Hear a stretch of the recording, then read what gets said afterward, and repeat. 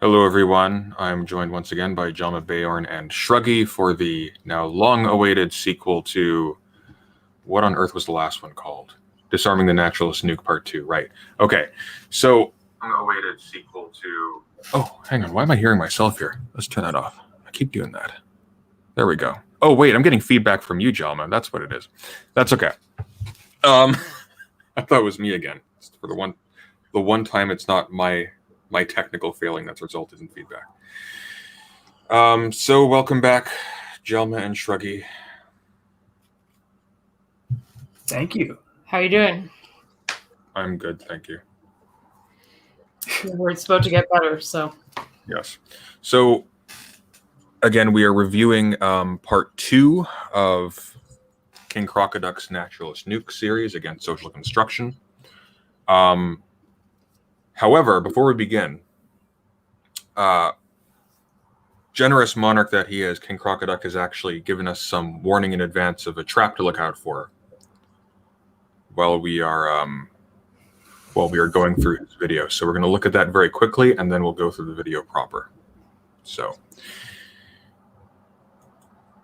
nope, not a video file. We want to share a screen. Aha.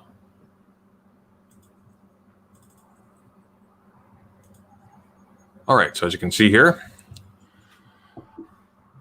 from His Eminence King Crocoduck, may he quack forever, there are several traps that one can fall into when critiquing this video, and in the interest of facilitating stronger critiques, I'd like to warn you about one of them.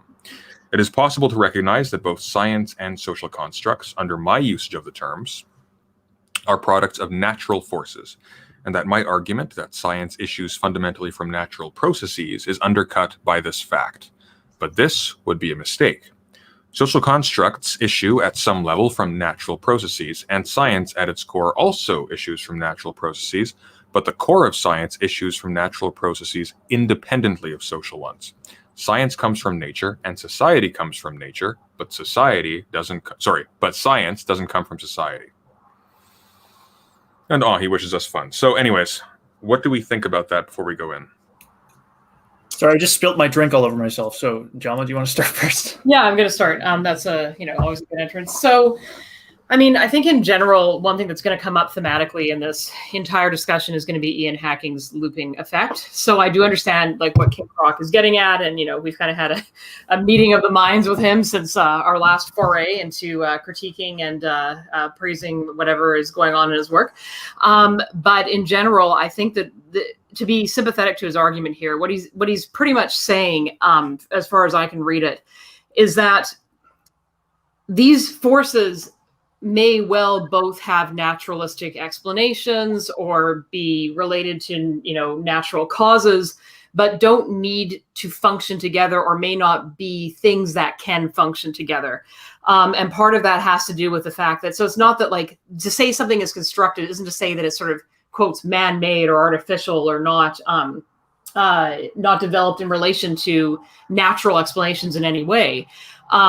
It's to say that it absolutely could be, but that it doesn't really have much to do with the practice of science. And so like, that's kind of where he and I are going to disagree, because what I'm saying is that when we're dealing with social constructs, we're not just dealing with the types of things that feed into the hypothesis formulation stage of inquiry. We're not just talking about the kind of itches that we want to scratch in terms of the epistemic issues we want to be addressing. What we're also talking about is how, as we go about addressing that, I know scratching an itch is like a really disturbing way of putting it, but it's quite accurate. As we go about doing that, in that process, new facts emerge that themselves are potentially social or relate to social factors. And then that helps us select further information, and we make these kind of value judgments throughout the process. And so obviously, when we're using an antibiotic to target a bacteria, we are in no way controlling the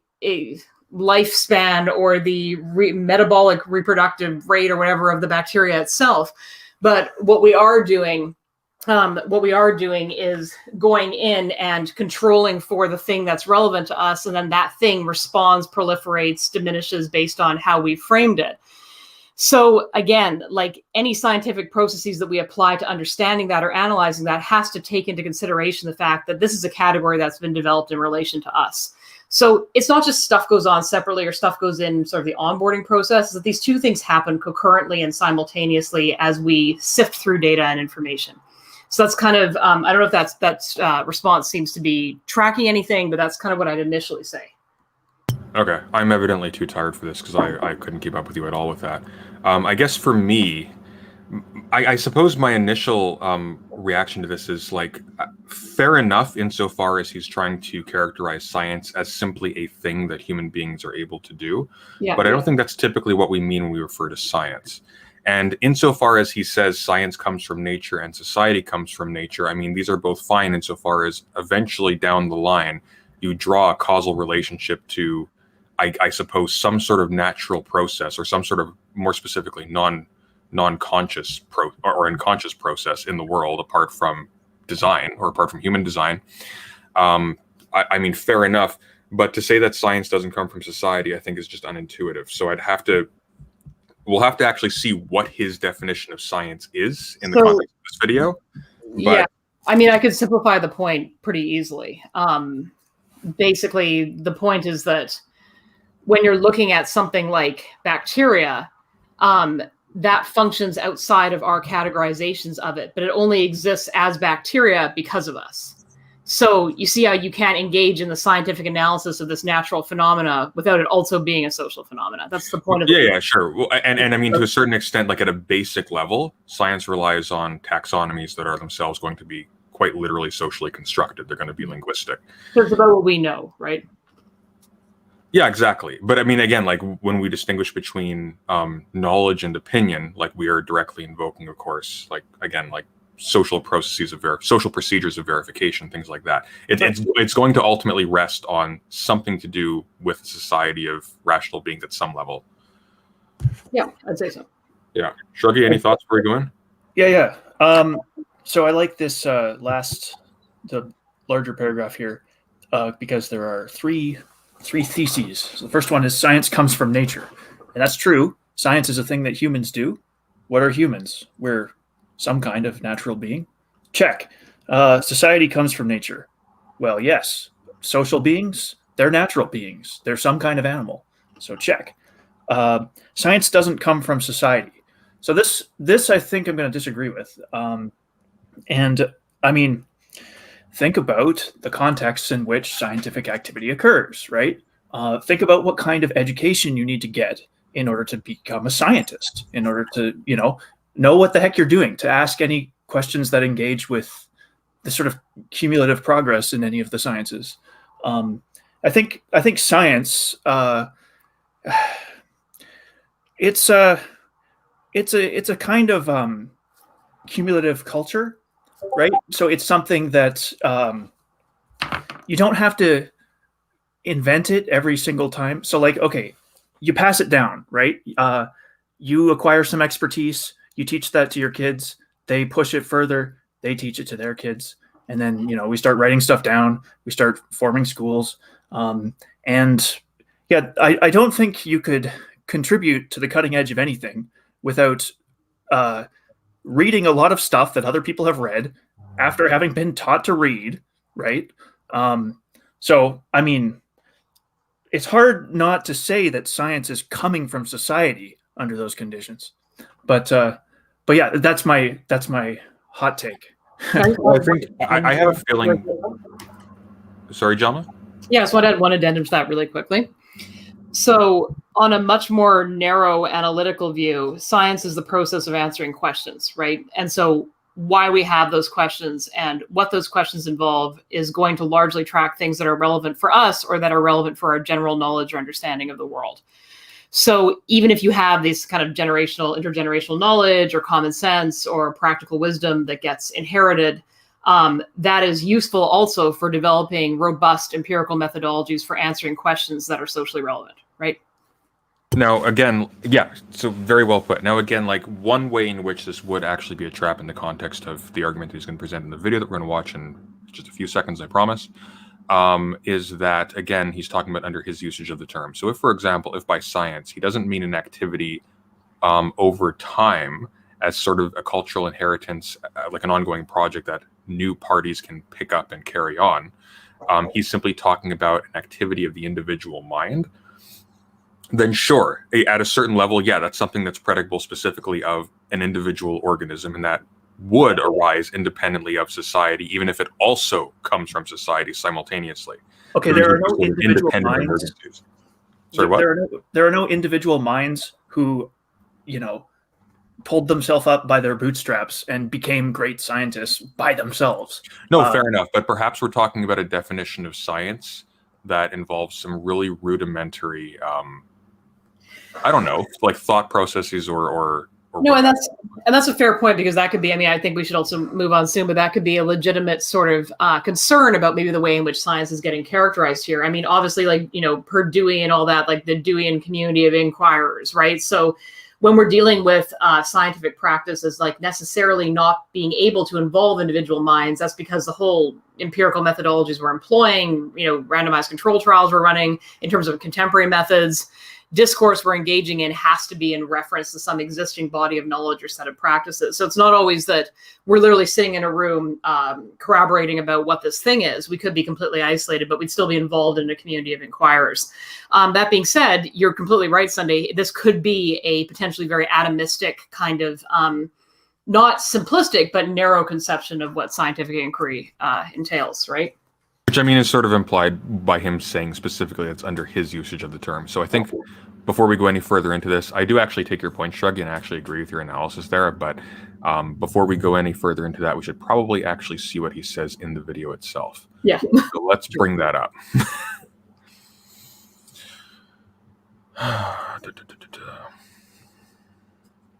StreamYard is the worst. Okay, here we go. Okay, hopefully this isn't the first video, but we will see. That would be unfortunate. That would be. In this video, yes, I'm going to deliver on my promise to develop a superweapon against the social constructionists' characterization of science.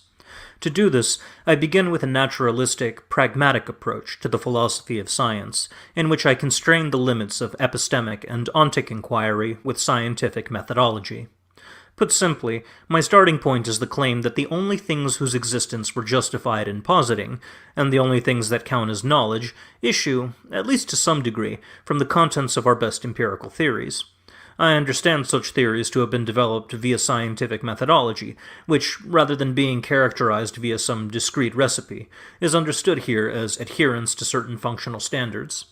Those standards, which I have named the Big Four operational criteria, or just Big Four for short, are predictive accuracy and precision, explanatory efficiency, optimal flexibility, and rational coherence.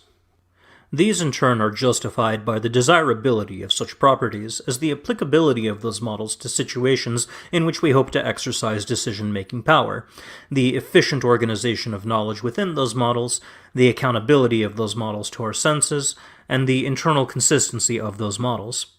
But this presents an apparent dilemma.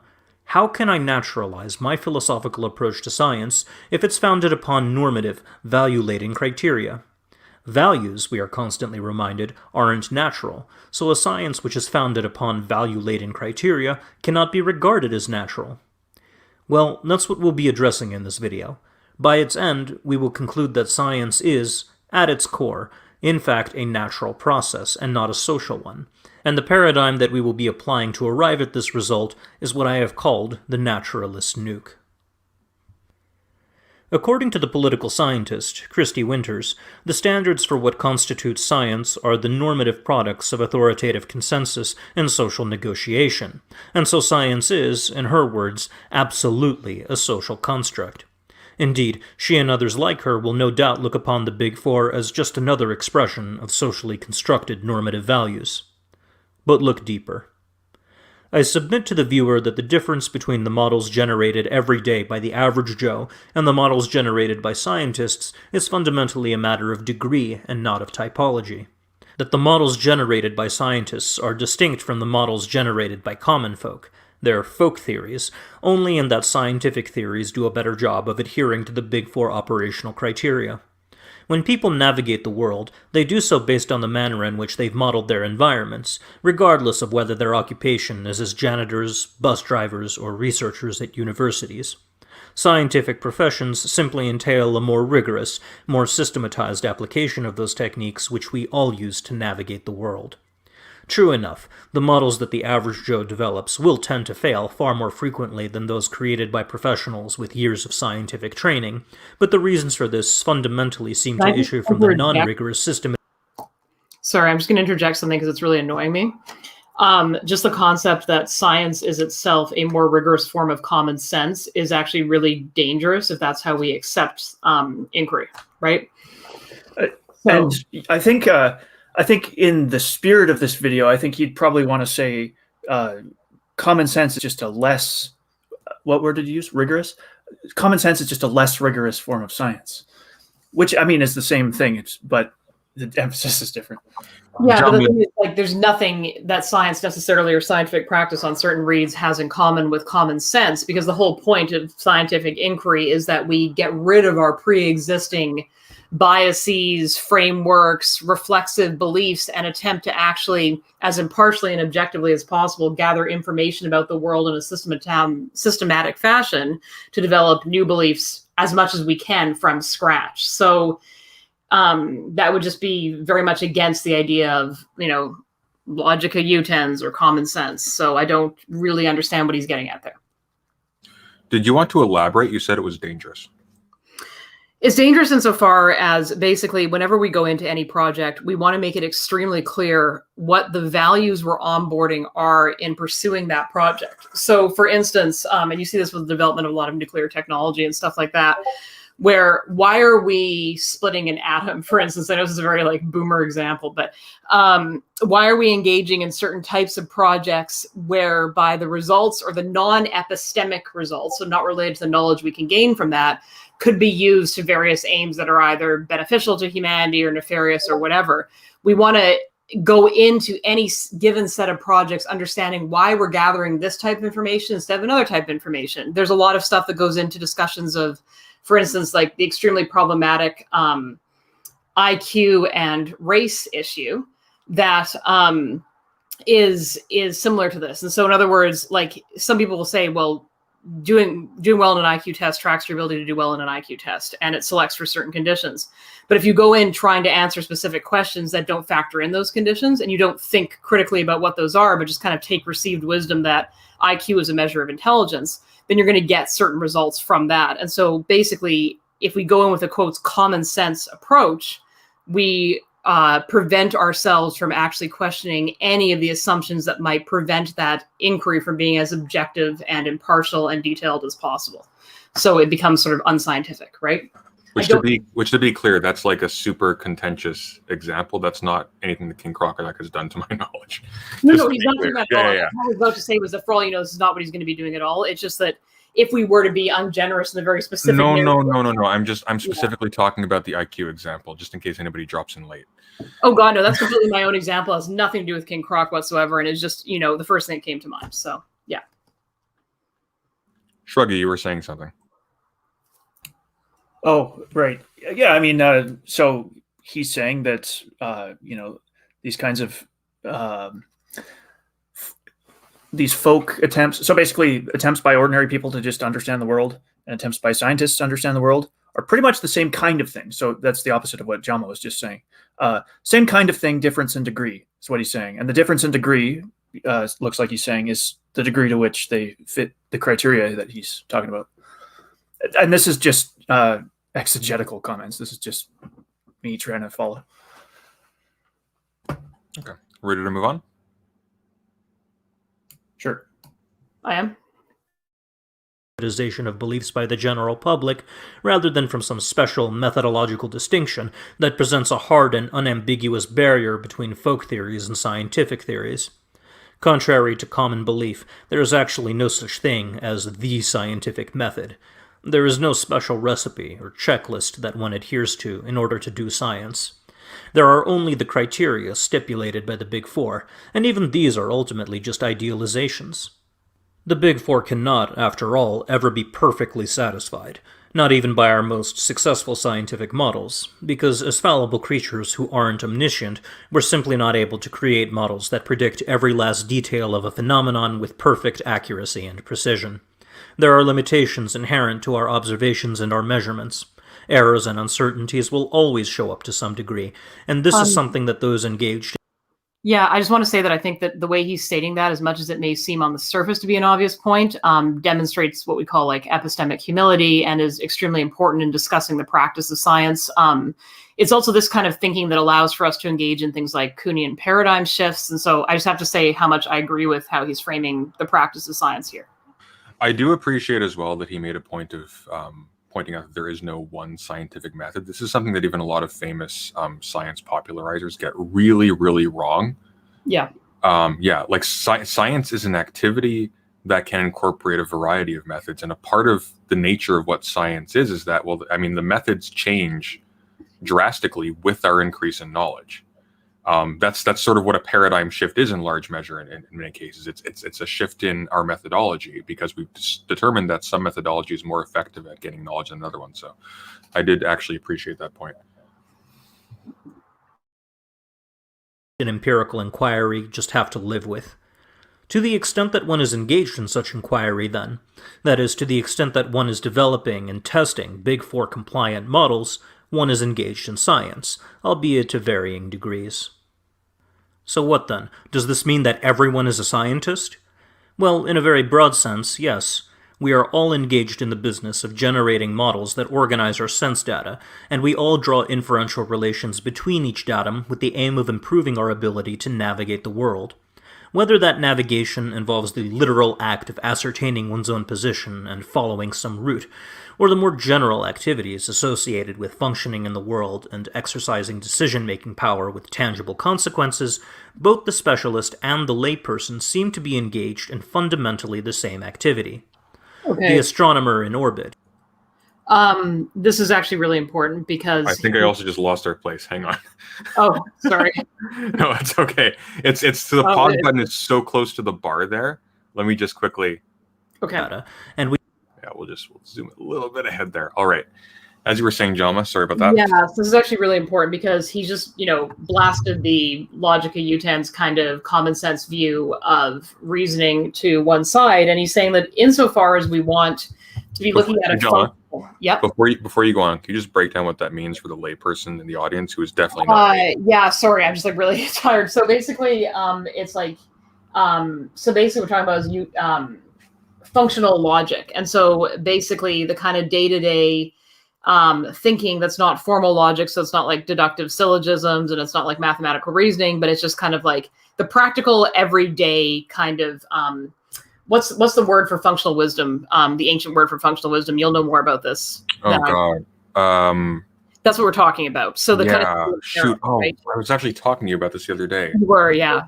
So that's what he's referring to. That's what I thought he was referring to, but he's not referring to that. And in fact, phronesis. So yeah, that's basically Logica Utens and phronesis are very, very similar.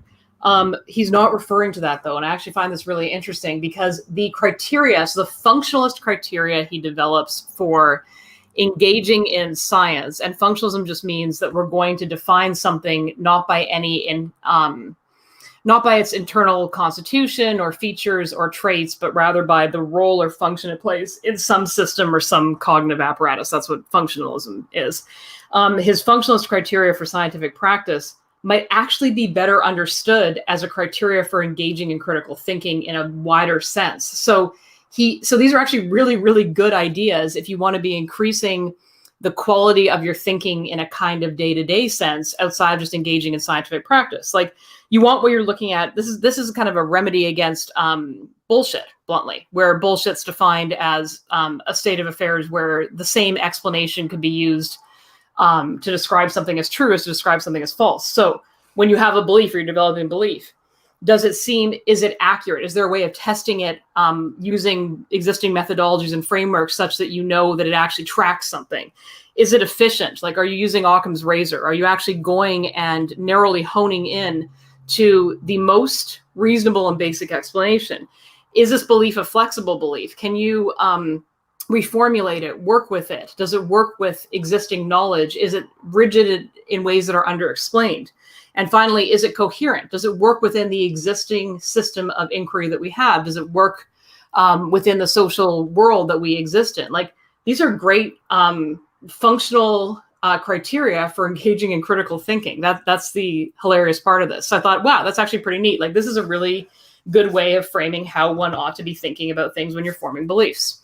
So I just want to give him credit for that because I like it a lot, but just more so as a description of critical thinking.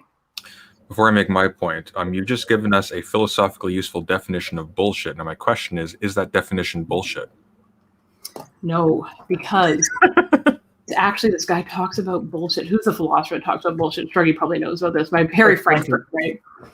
Yeah. This is actually Harry. Say it again? Harry Frankfurt's definition of bullshit is what I just gave. Yeah. Or something like that.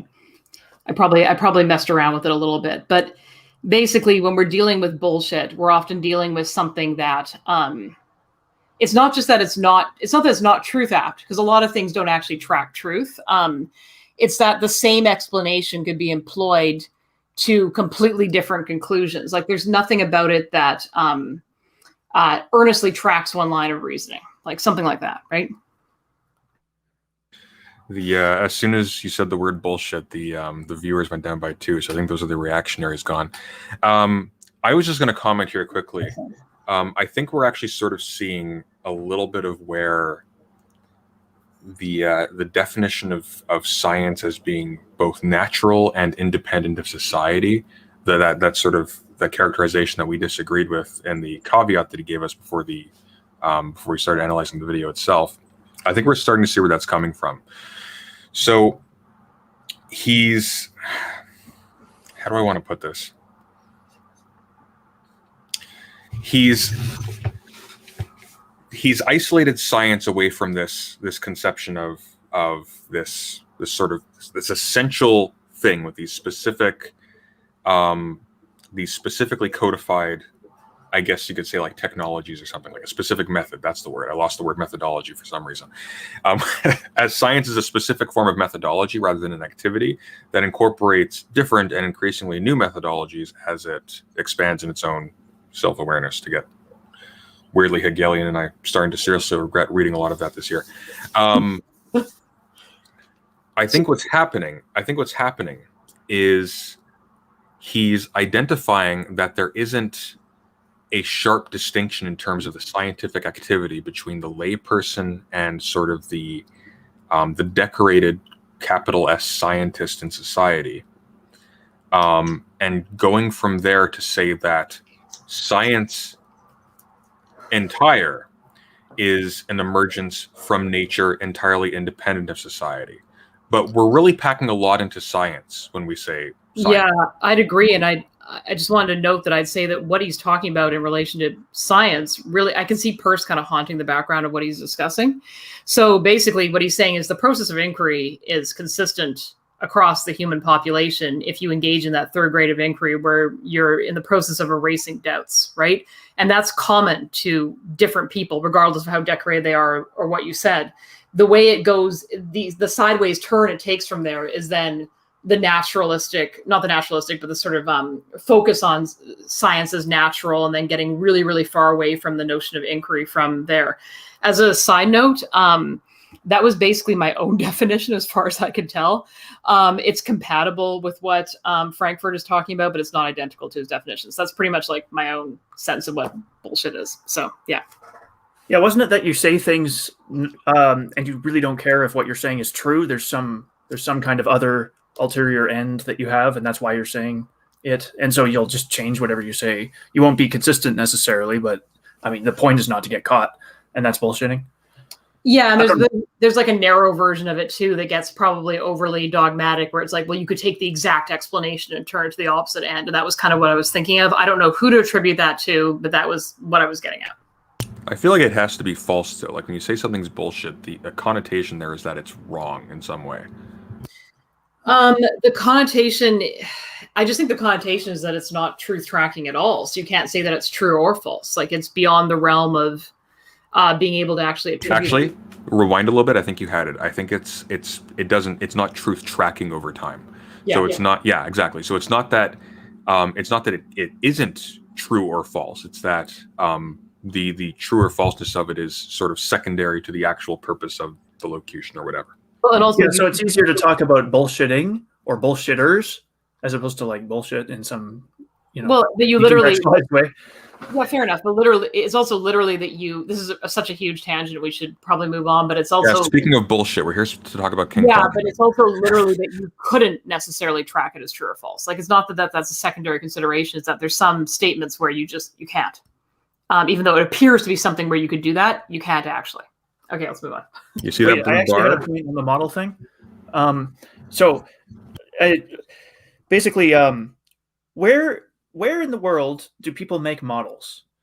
Well, have you guys ever made a model?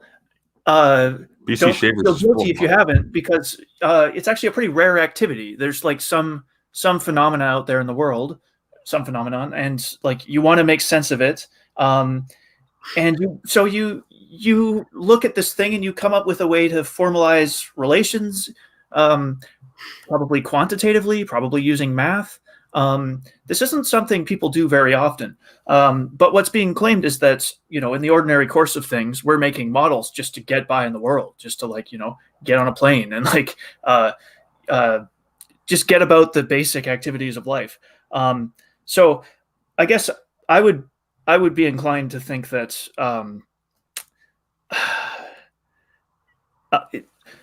think about the literal times when people make models, and to say that the general process of thought or of coming to understand the world or of getting better at making predictions involves building models, that's actually to make a substantive empirical claim about how the mind, about how these mental processes work. That's to say that, in order to do things like understand and get by in the world, you have to make some kind of presumably mental model, because these ordinary people, no offense to the ordinary people, aren't making these formal models. They're not sitting down and to push the solid objects around. But they are learning how to move things around, and they're getting good at things, and they can make inferences. But the substantive, easy to miss empirical claim in there is that these processes are subserved by some kind of mental model building capacity. Now, I happen to think that's wrong, but also it happens to be something that probably most people think something like that's right, or at least dominant views would say something like that. I think it's wrong, but just a bookmark. This is actually a pretty important point, and I'll be more efficient the rest of it. I almost made a terrible joke about when's the last time you guys make models. I just won't make that joke because I feel like that's not going to happen. But it's no, I just date them. No. Wow. So basically, I made it anyway. So yeah, but to follow up on that point, it's Shorgy, I think one of the things you're getting at is that people aren't kind of engaging in that original activity of developing data they have or information they have to create new ways of understanding. More often than not, people are just leaning heavily on existing methodologies, including scientists. A lot of science, because I know some people who are, I know my friend is doing his PhD in rehab science, and a lot of what he discussed and talks about is how frequently and frustratingly data gets kind of not manipulated or rigged in a cynical sense, but kind of reformulated to meet existing methodologies and models that maybe they even developed from, overarching frameworks for one specific project, right? So it's one of those things where it's yes, that happens, but truly novel, unique, rigorous models developed from, really raw data are kind of rare things. I don't think that this happens a lot, although, this is just kind of conjecture. Yeah, that sounds right. And also a model. So if you're making a model, a mental model of some kind, that seems to be a representationalist kind of idea about what's going on with the mind. So that is to say that, if you know how to, ride the bus, you've got a representation somehow of, the sort of frame in which you approach a bus, what you do when you get to the bus, where the door on the bus is. You know, you've got some kind of internal representation of it. And then that's an empirical claim, because that's an empirical claim about how the mind works. So, you know, and that would sit with like a computational theory of the mind, for instance. But it is an empirical claim. Well, actually, no, I think it's hard. Yeah, I think it is. It's hard to think of a way in which it wouldn't be. But maybe there's some. I'll let it go. Yeah, we also want to differentiate between models and mental representations, right? Like, we don't want to be aligning science with inquiry or models with mental representations. Like, I get what you're getting at, and I agree. I just want to like be clear on that point too, right? Yeah, well, they're not mental representations when you draw them out on a piece of paper and circulate them in a journal or something. Sure. They're only mental representations, or they only would be mental representations if there's some kind of entity in your mind which represents the thing, and then that is somehow put to work and somehow culminates in you being able to skillfully engage with whatever that representation represents. But yeah. Yeah, fair enough. Good luck making a response video to this, King Crocoduck. All right, let's go. Yeah. Specialist and the layperson seem to be engaged in fundamentally the same activity. The astronomer in orbit, who calibrates a global positioning satellite, differs from the nomad who reads the stars to find her way through the desert only in terms of the exactitude of their activities. Ditto for the neurosurgeon, who separates conjoined twins without killing either of them, versus the Russian babushka, who eases her grandchildren's fevers with an ancient family recipe consisting of the leaves of Brigenia crassifolia. Ditto for the physicist, who cracks the secrets of the supercritical mass of a fissile isotope to develop the most destructive weapon in human history, versus the prison inmate, who learned from experience that toothbrushes make for more effective shivs than do sporks because of the differences in the plastic's flexural strengths. How I does think we should stop. We should stop right now. I think We're going to die. I know. As he zooms in, it's like, where's this information coming from? Property which she'll probably know by the name bendiness.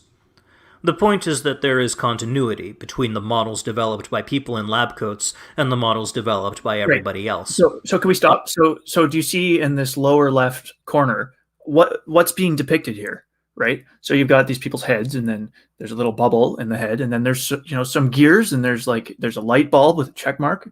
So I don't know. That's interesting. Maybe it's saying something about what is meant by models here, but that's all. It could, I mean, on the one hand, it's really just crappy corporate art. On the flip side, it could show that, the way we understand representations or mental models is usually visual, or has to do with kind of, notions about inquiry that stem back to like the Enlightenment, about the sort of aha moment. Like, there's a lot of like cliche and kind of tropes working there probably, but. As the one video essayist here, I'm going to give you guys a little window into the design process. This fills space and time, so you don't have to put in other images. So I would not put any stock whatsoever in the picture on the screen unless it's a diagram that he's made, because in all likelihood, he just needs to fill time. Yeah, exactly. That's fair. That's legit. And his images are awesome. So, props to Croc. So. Obviously, the differences in quality between folk theories and scientific theories are significant. I do not mean to suggest that they are equal. My point is that these differences are fundamentally a matter of the extent to which the models are governed by the Big Four, with professional scientific models exhibiting markedly superior accuracy, precision, efficiency, flexibility, and coherence. Despite all of this, there will still be some who insist that science can refer only to those activities undertaken by trained professionals, and that the models developed by the hoi polloi can never rise to the level of science in the absence of some credentialing authority. Such people understand science in purely institutional rather than methodological terms, and so will be inclined to view science as a social construct regardless of anything that I say. Okay, whoa. He's sort of contradicting himself a little bit here, because he just took pains, and I agree with him, to point out that science is not defined purely methodologically. There is no one scientific method. Now, I take his point here. It's also not, it's not a rank, right? But So I think what I love about what he's doing is he's trying to make the practice of science accessible, and something that when you apply this functionalist explanation to what goes on, is something that's meaningfully pursued by a variety of different groups and people. The idea then that this kind of weird elitist stance would involve social construction, I don't track that, because he's assuming that social constructionists are going to reduce the, I don't think Christy Winters does this either, are going to reduce the entire scientific practice down to a set of statements about all things we say that relate to science are socially contingent, when we know that's not what constructionists are actually talking about. What they're talking about is that when we formulate theories or develop a line of inquiry, those are value-laden things, and necessarily as we reify them, there's reference to social factors. That can be as broad or specific or ideologically motivated or critical as you want it to be. And that's got nothing to do with like a dominant reductivist frame in any kind of institution. So that part I don't follow him on, but like democratizing the practice of science and trying to ensure that people's thinking is accurate, efficient, flexible, and coherent per existing models, like I'm all for that.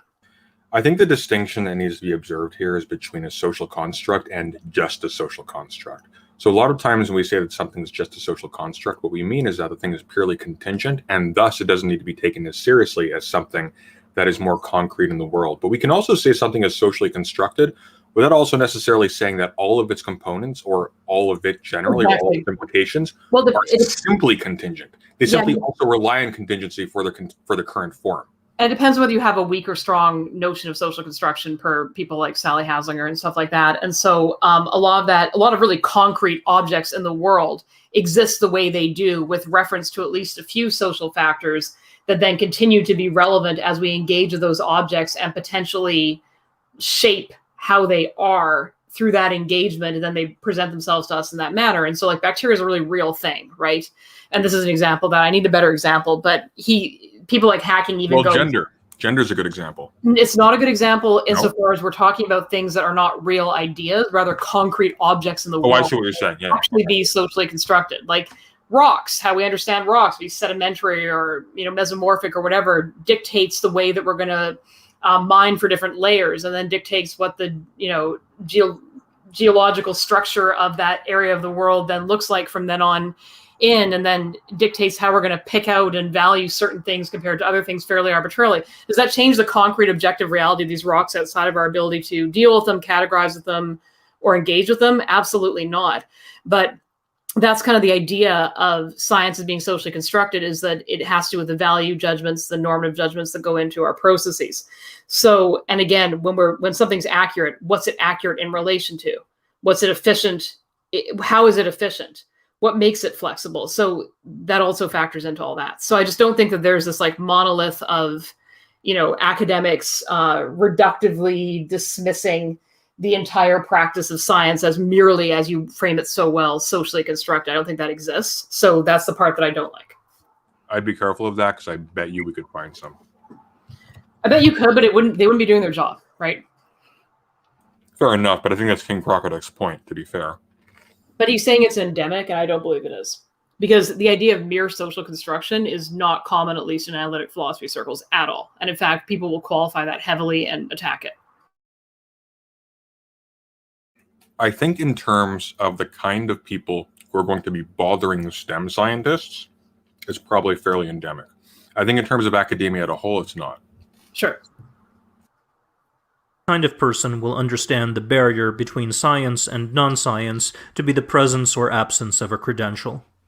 For my own part, I evaluate the quality of a model based on the extent to which it adheres to the Big Four, regardless of the professional background of the person developing it. I'll have much more to say about the institutional and credentialing aspects of scientific practice in the next video, but for the time being, let us proceed with the characterization of science that is cast in purely methodological terms, without reference to those institutions which I take to be only incidental, rather than fundamental, to science. So just a quick note with that this broad understanding, what he's developing here is a methodology.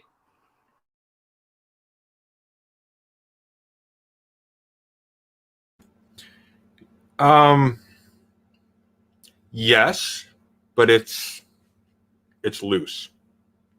But it is a methodology, and it's not in contrast to a methodology. So Fine. We want to maybe clarify what that means.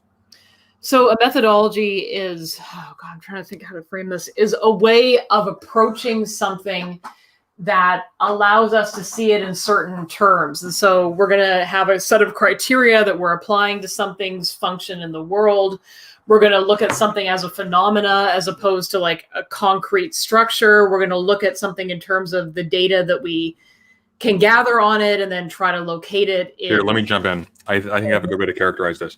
So a lot of people get hung up on, or a lot of people get confused because they think a methodology means a procedure. A methodology doesn't just mean a procedure. It can also mean, as you put it in more general terms, it can mean a way of analyzing something. So a methodology can also, like when we call something a methodology, we may be also referring to some of the sort of category assumptions that it makes. Like what kinds of things is it picking out? So when you hear sort of like absurd, like seemingly absurd statements, like for example, let's say feminism is a methodology, which got a really bad rap in the last 5 years. What that's typically referring to is not so much feminism as a series of procedures, but specifically a series of, let's say, lenses or something, or like, wait, why would that get a bad rep? That's just accurate. Like, because when you're, because back in the day when you had videos flying about of potentially very decontextualized conferences in which somebody would say something like, well, how do you explain some shaman summoning lightning or something like that, you know? You had a lot of people seemingly, and I haven't verified any of this, but seemingly proffering, seemingly using methodology as an elevator word for some sort of ideological thing. Right, and so what that is, that's a misapplication of that methodology to something that's not its proper subject, right? Insofar as it's being used as an elevator term, yes. Insofar as it's referring to a methodology, no. But I think part of the confusion is that, like, something being a methodology doesn't mean it's scientific or scientifically useful, rather. No. It doesn't mean that it's a good methodology. There is such thing as a bad methodology.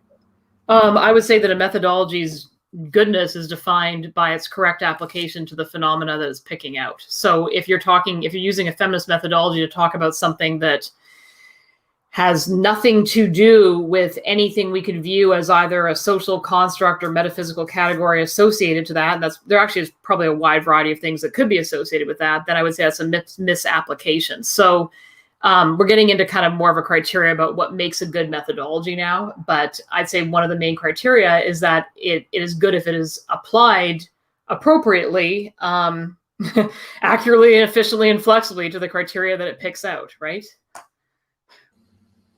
Sure. Shruggy, did you want to weigh in on that? You are muted, just in case you didn't know.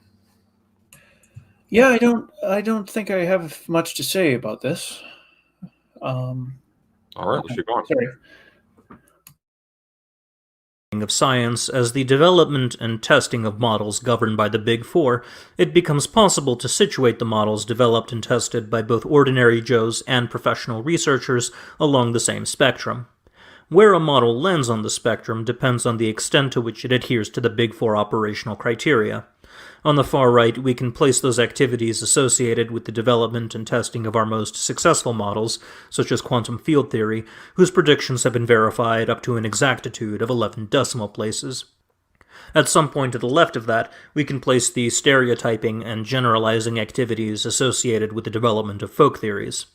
Further to the left, we can place those activities associated with the most basic organization of sense data into testable models.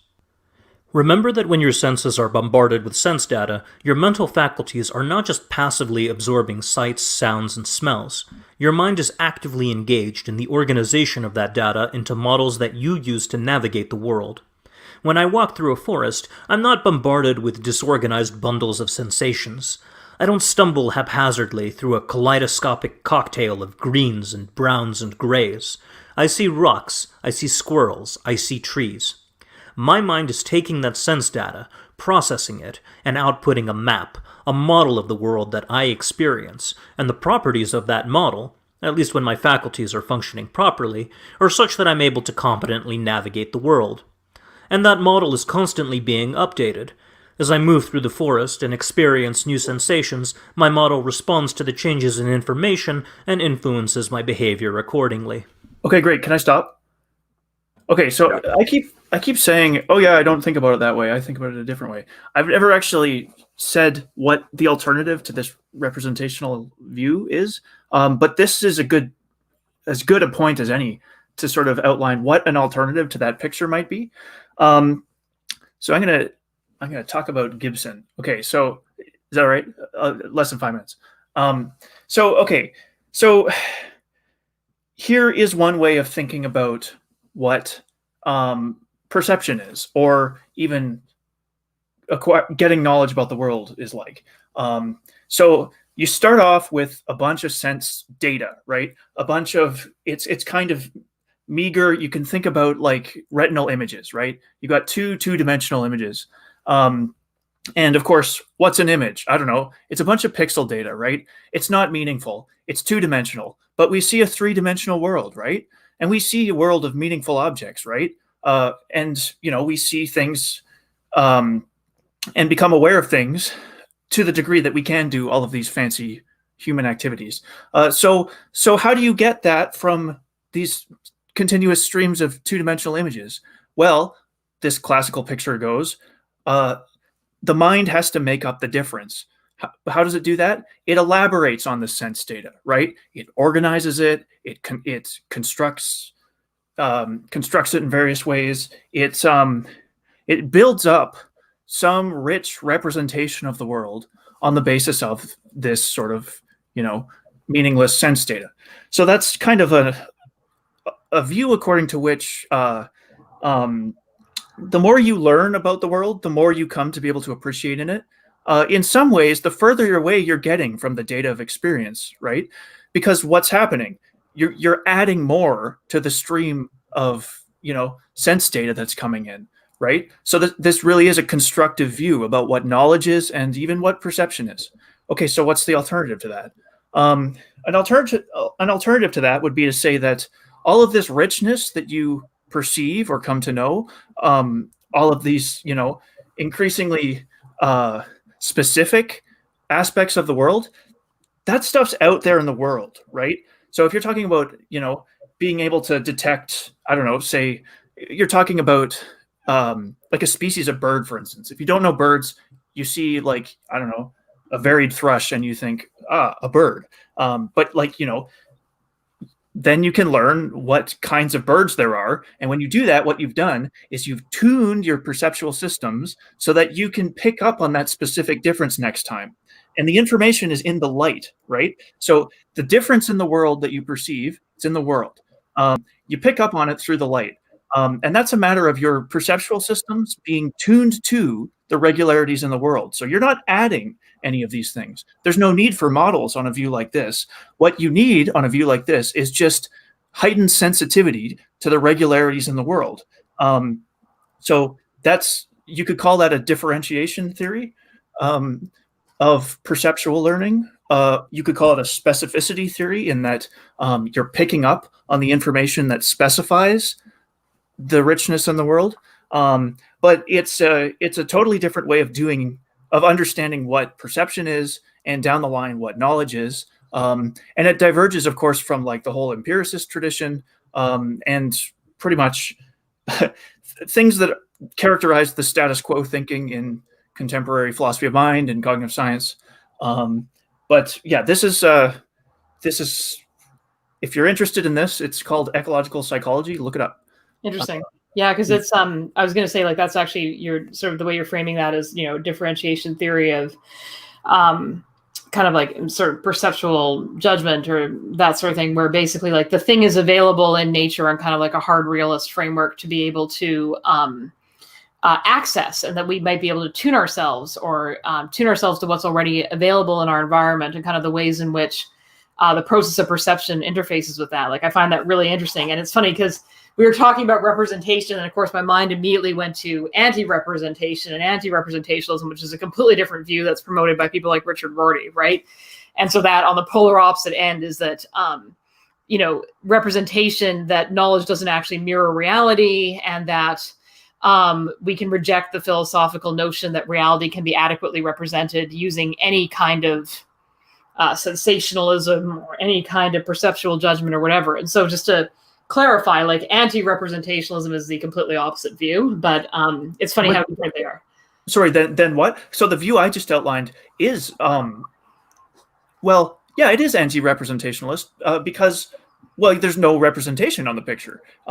There's just the richness in the world and this sensitive.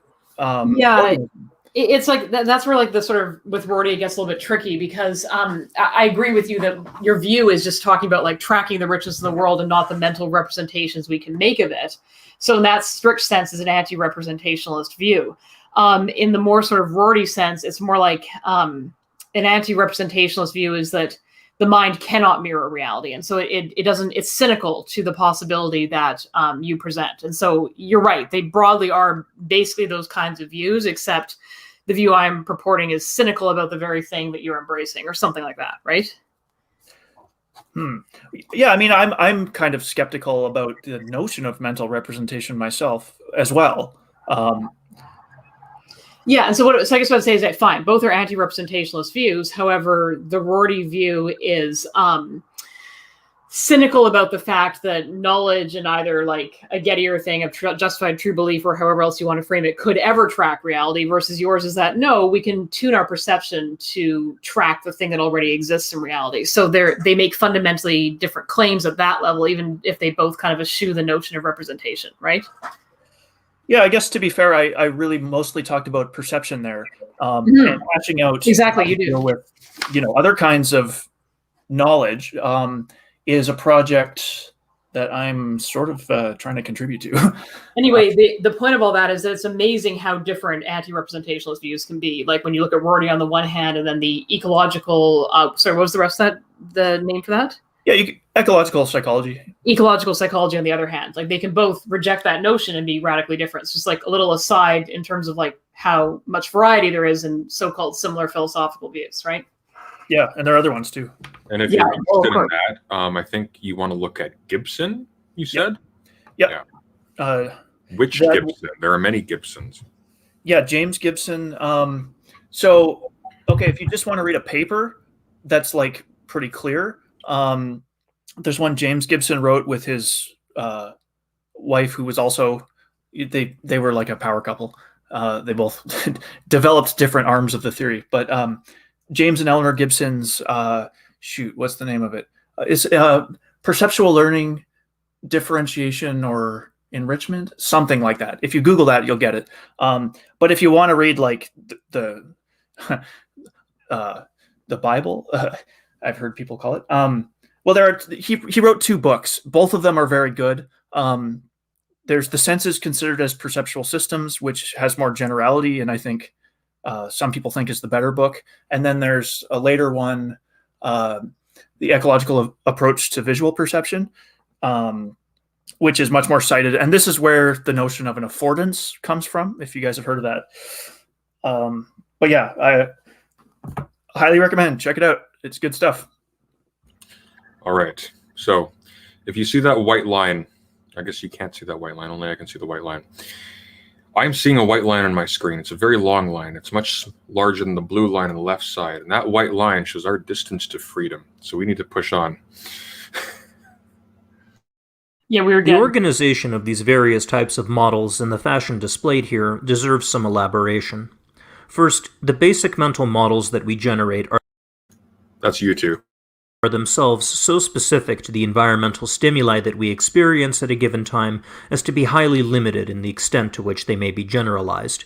When I'm standing in a clearing in the forest, my basic mental model of my surroundings is applicable only to that specific clearing at that specific moment in time. This basic model is not a general. That's once he's escaped from prison.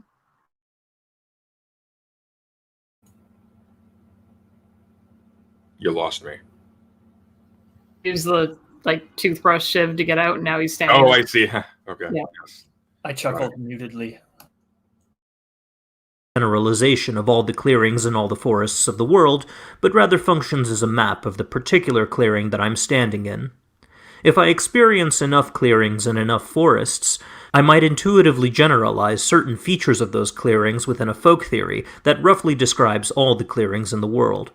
A more refined version of that folk theoretical model, of the sort that geographers and ecologists might perhaps generate, would refine the folk theory's rough generalizations so as to be able to predict and explain many different properties of clearings with a degree of accuracy, precision, efficiency, flexibility, and internal consistency that the more basic mental and folk theories wouldn't be able to match. The main point being illustrated here is that there is continuity between the basic mental models that we use to navigate a particular environment or circumstance, our rough generalization of these models in ways that allow us to predict and explain broad features of similar environments and circumstances not yet encountered, and the refined versions of such generalized models which folks in lab coats spend their careers developing and testing. Particularly important to understand is that even at the most basic level, all of these models adhere, at least to some degree, to the Big Four operational criteria, and that there can be serious repercussions when they fail. For example, there are important consequences associated with the predictions made by my model when I hear the menacing rattling and hissing of a nearby snake. Maybe I don't see the snake, but I can certainly hear it, and now I have an important decision to make.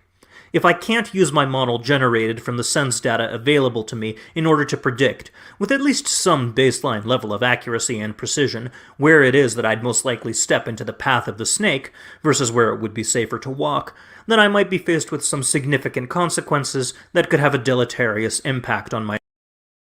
Okay, now just picture this. You're being held up by two guys in prison. The guards have all disappeared, and this is King Crocoduck walking around, talking at you, holding, just musing with his sharpened toothbrush in one hand as he goes back and forth. Survival. If my model doesn't allow me to recognize the sounds of the snake in a timely fashion because my ability to process the information has been bogged down by inefficiencies and redundancies in my picture of the world, then I might be faced with some significant consequences that could have a deleterious impact on my survival. If my model is Yes. So unless you have a kind of, how do I put this, like a cognitive obstruction in place that prevents you from clearly understanding the phenomena that's in front of you, one would assume that it's a fairly intuitive process that you would be getting rid of all the junk in your mental landscape that prevent you from seeing that as a dangerous snake, right? So there's like a level of intuitiveness here that doesn't require the model, unfortunately. Therefore, the model is not adhering to the model in terms of the Occam's razor efficiency condition, right? Ooh, didn't see that coming. But yeah, I mean, what you need to do is detect and avoid the snake. So you need to respond aptly to the snake. Yes, but the problem isn't getting rid of all the junk in your mind that would prevent you from doing that, right? Because that would be a process that would sort of occur automatically. It's not something you have to do kind of consciously. Like today I woke up and I thought about, you know, like what a snake might be and like all this junk that I have in my mind about things I associate with snakes or things that may or may not be a snake. And I have to clear all that out to be as efficient as possible about a snake so I can approach it. Like that's ridiculous, right? That's not what's going on there.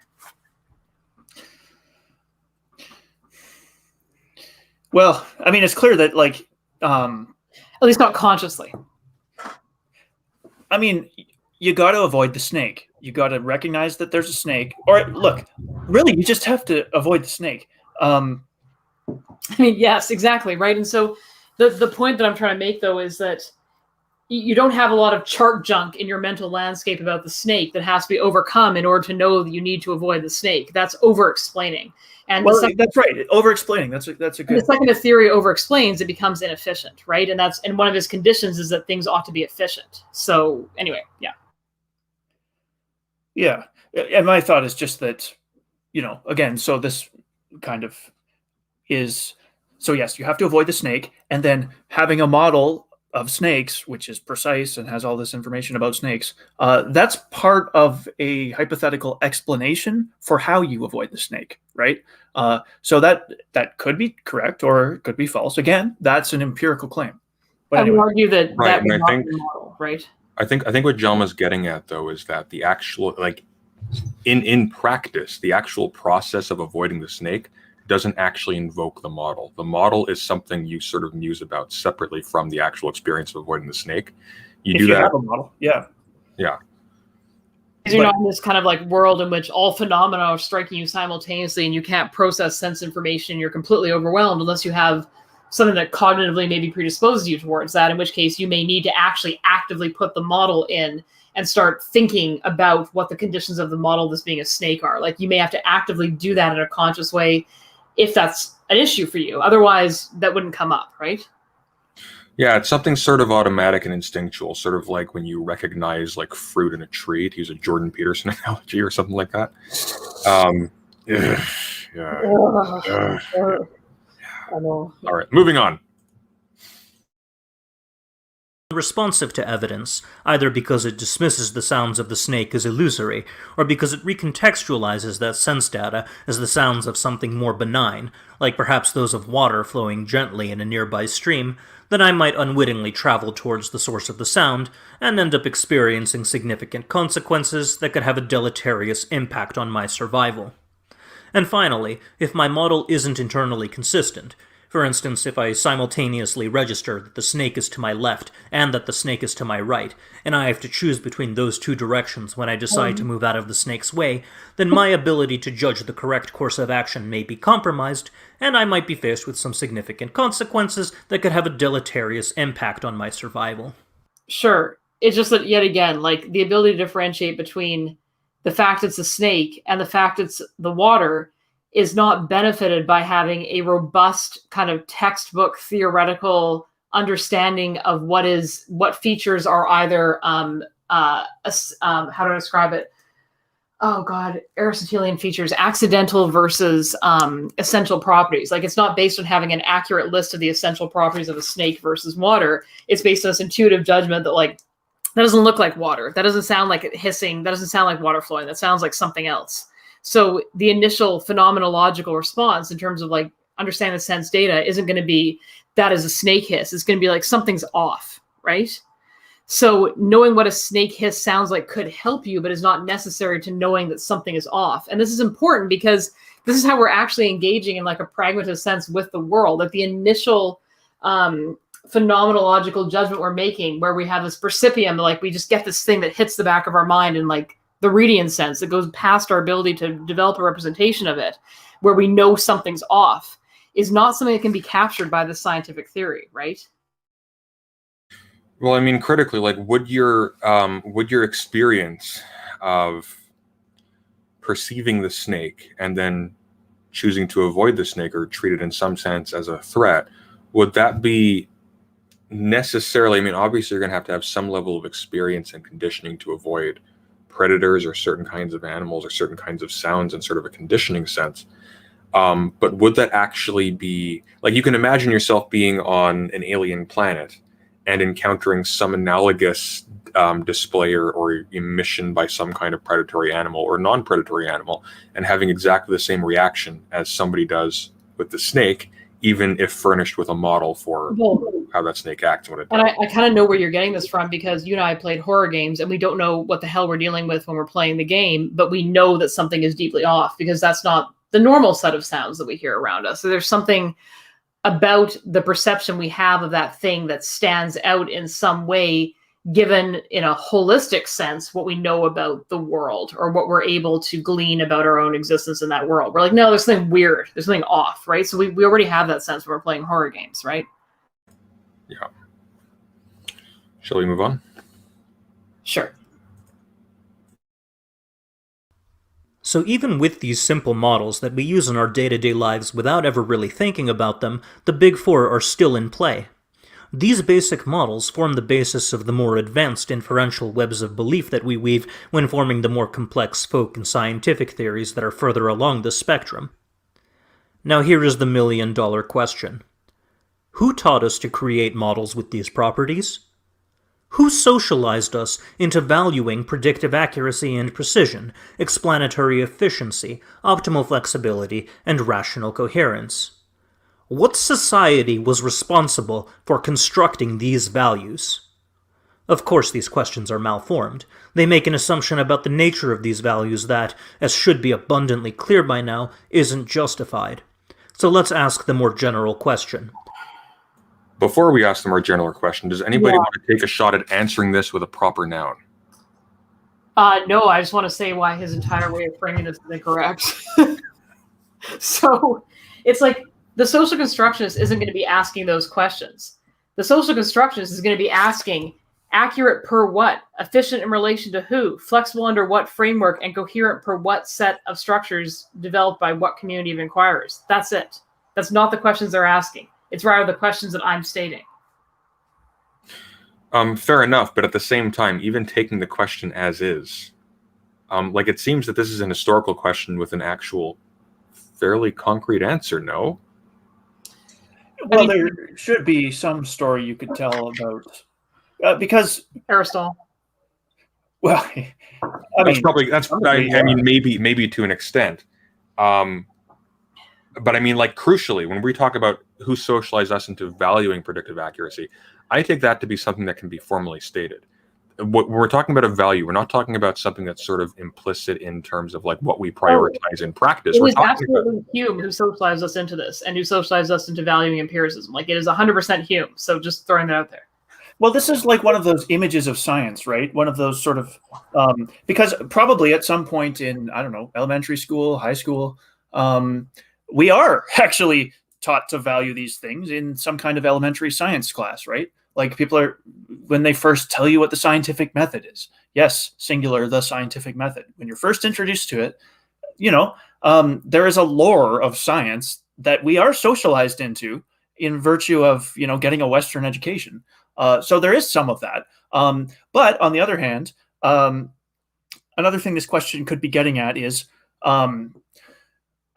whether, you know, accuracy, explanatory efficiency, rational coherence and things, whether those are things that are not intrinsically valuable in any way,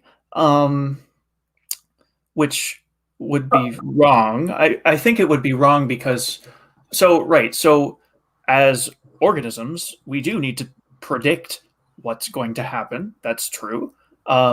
As, you know, at least human organisms who, you know, we have these sort of, to us, it really matters to us to explain things, to understand our place in the world, to know why things happen the way they do. That's going to value even if you weren't taught to value it, right? You know, coherence is going to value even if you weren't taught, or it's going to matter even if you weren't taught to value it, insofar as if you act incoherently, well, hang on, slow down, cowboy. Sometimes acting incoherently confers advantages. A lot of really rich, stupid people. There are a lot of really prolific false writings. I was going to point out that in terms of like, treating. No, hang on. I was going to point out that in terms of whether or not us valuing predictive accuracy or precision or explanatory efficiency, if that's some sort of natural inheritance of our biology, I would have pointed out the fact that until really, really late in our history, and in all seriousness, almost all of our literature is constituted of fabrications, which had value entirely apart from their predictive accuracy, their precision, their explanatory efficiency. They had other things, and they had other things motivating them, and they were extremely useful for those ends by dint of their being false. Yeah, and that is extremely true. However, I do not think that's what coherence means in this instance. And so somebody who is incoherent under this framework is somebody whose view is idiosyncratic in a way that is damaging because it doesn't work meaningfully with other existing structures. So it's a slightly different point than the point you're making, which is a very good point, right? So so there is one way of redescribing this where these four things are just sort of aspects of, you know, comportment that, you know, have some kind of survival value, frankly, like, you know.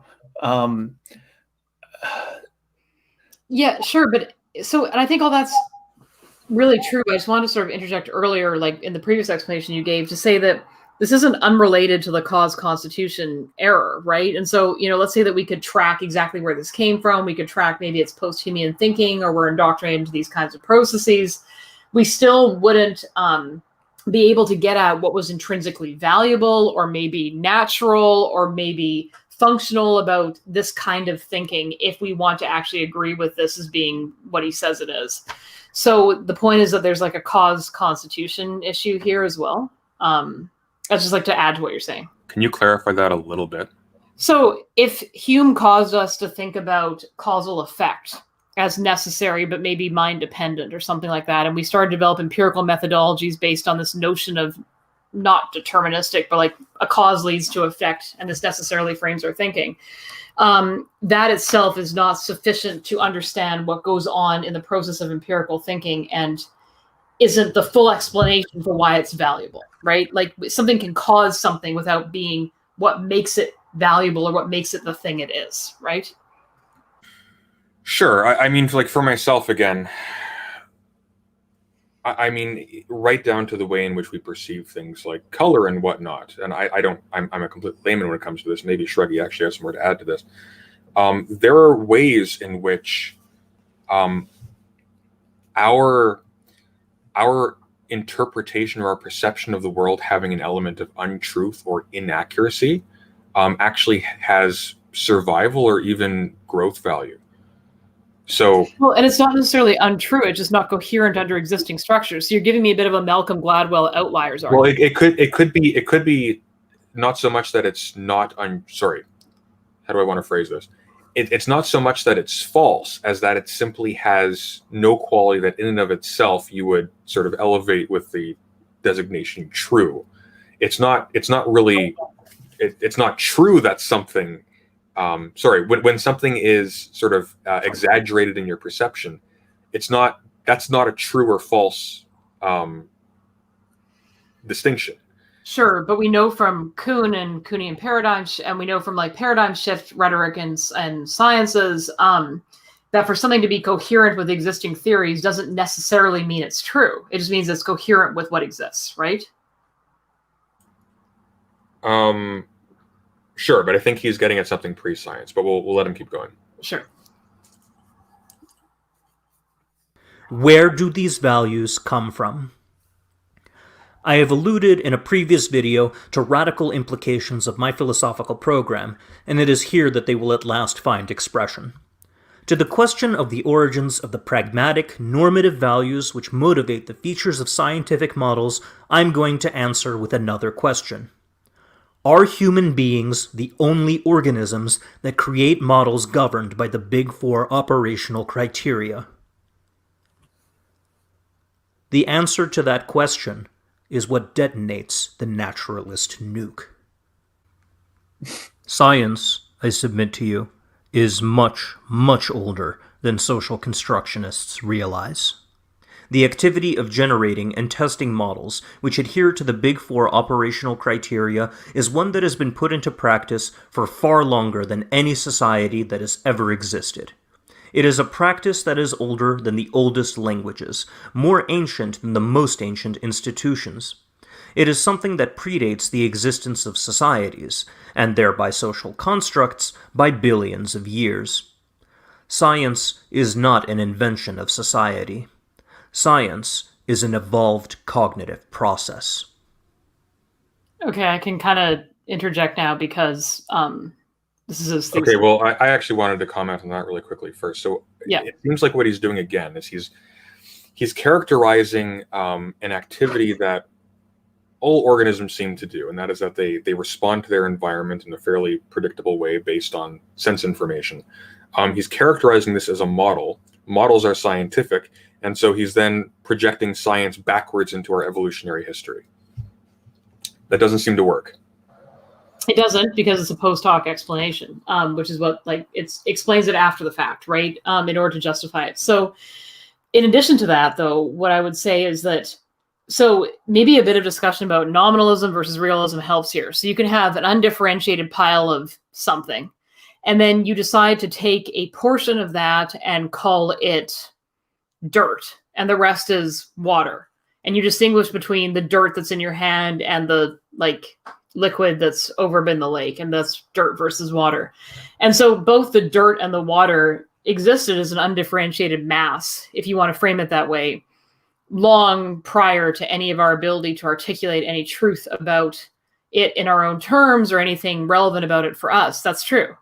But that's kind of trivially true, right? Because what's relevant is that we see it as dirt. And what's relevant is that dirt takes on certain features by dint of how we engage with it as dirt. And that would be the nominalist kind of response to that, right?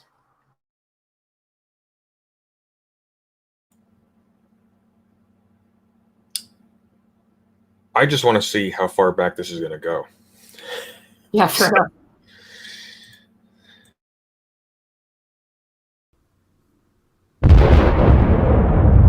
Oh my god. Wow. Super easy. This is theatrical. He did it.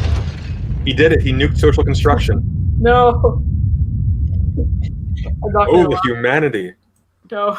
The naturalist Nuke proceeds with the understanding that the knowledge-gaining mechanisms responsible for the development of Big Four compliant models are not unique to human beings. Oh, that's so interesting. That far back. Okay, actually, I'm really interested in your take on this, Shruggy. Let's let him finish the stock quick, and then, yeah, but... You want to let him finish? I want to let him finish, like, the next sentence. Okay, but I want to keep looking at this diagram, so go ahead. And not only are we not the only ones modeling our environments, but the manner in which we develop our models is the way that it is because of the manner in which other organisms have developed, and indeed continue to develop, their models of the world. The knowledge-gaining mechanisms responsible for this type of cognitive process evolved from those of our non-human predecessors. The point of view associated with this stance and others like it is called evolutionary epistemology. According to the contents of our best empirical theories, the electrochemical processes that are intrinsic to all living organisms serve as the biophysical substrates for the receipt, storage, processing, and response to information about the external environment. Okay. Simply put, all living organisms detect environmental stimuli and respond accordingly, and these activities are fundamentally mediated by biophysical processes. How exactly this mediation takes place is a matter of active research in the emerging field of cognitive biology and its cousin evolutionary neuroscience, and the findings of those fields are the active points of discussion among philosophers of mind, or at least among those philosophers who aren't stuck to their armchairs. Unstick yourself, Shruggy. What do you have to say about this? Yeah, well, I mean, I like how here he emphasized responsiveness, which I think is a kind of fundamental feature of life, and B, I think that any of these things we're calling cognition, indeed, the processes that lead to us making literal models, as in, F equals ma. I'm using this to represent force, mass, acceleration, etc.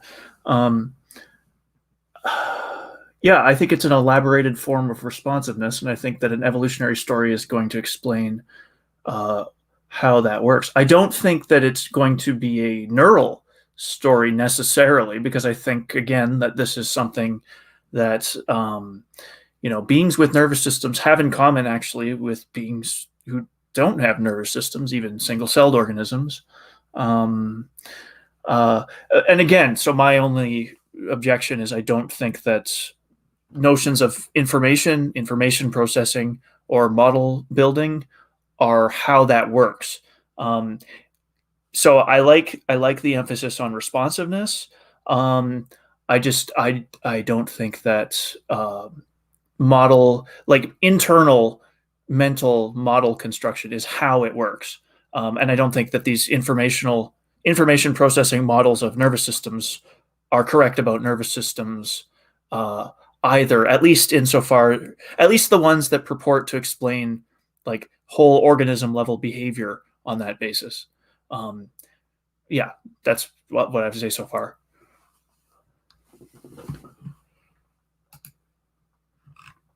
The following features of those fields of study are critical to the apparatus of the naturalist Nuke.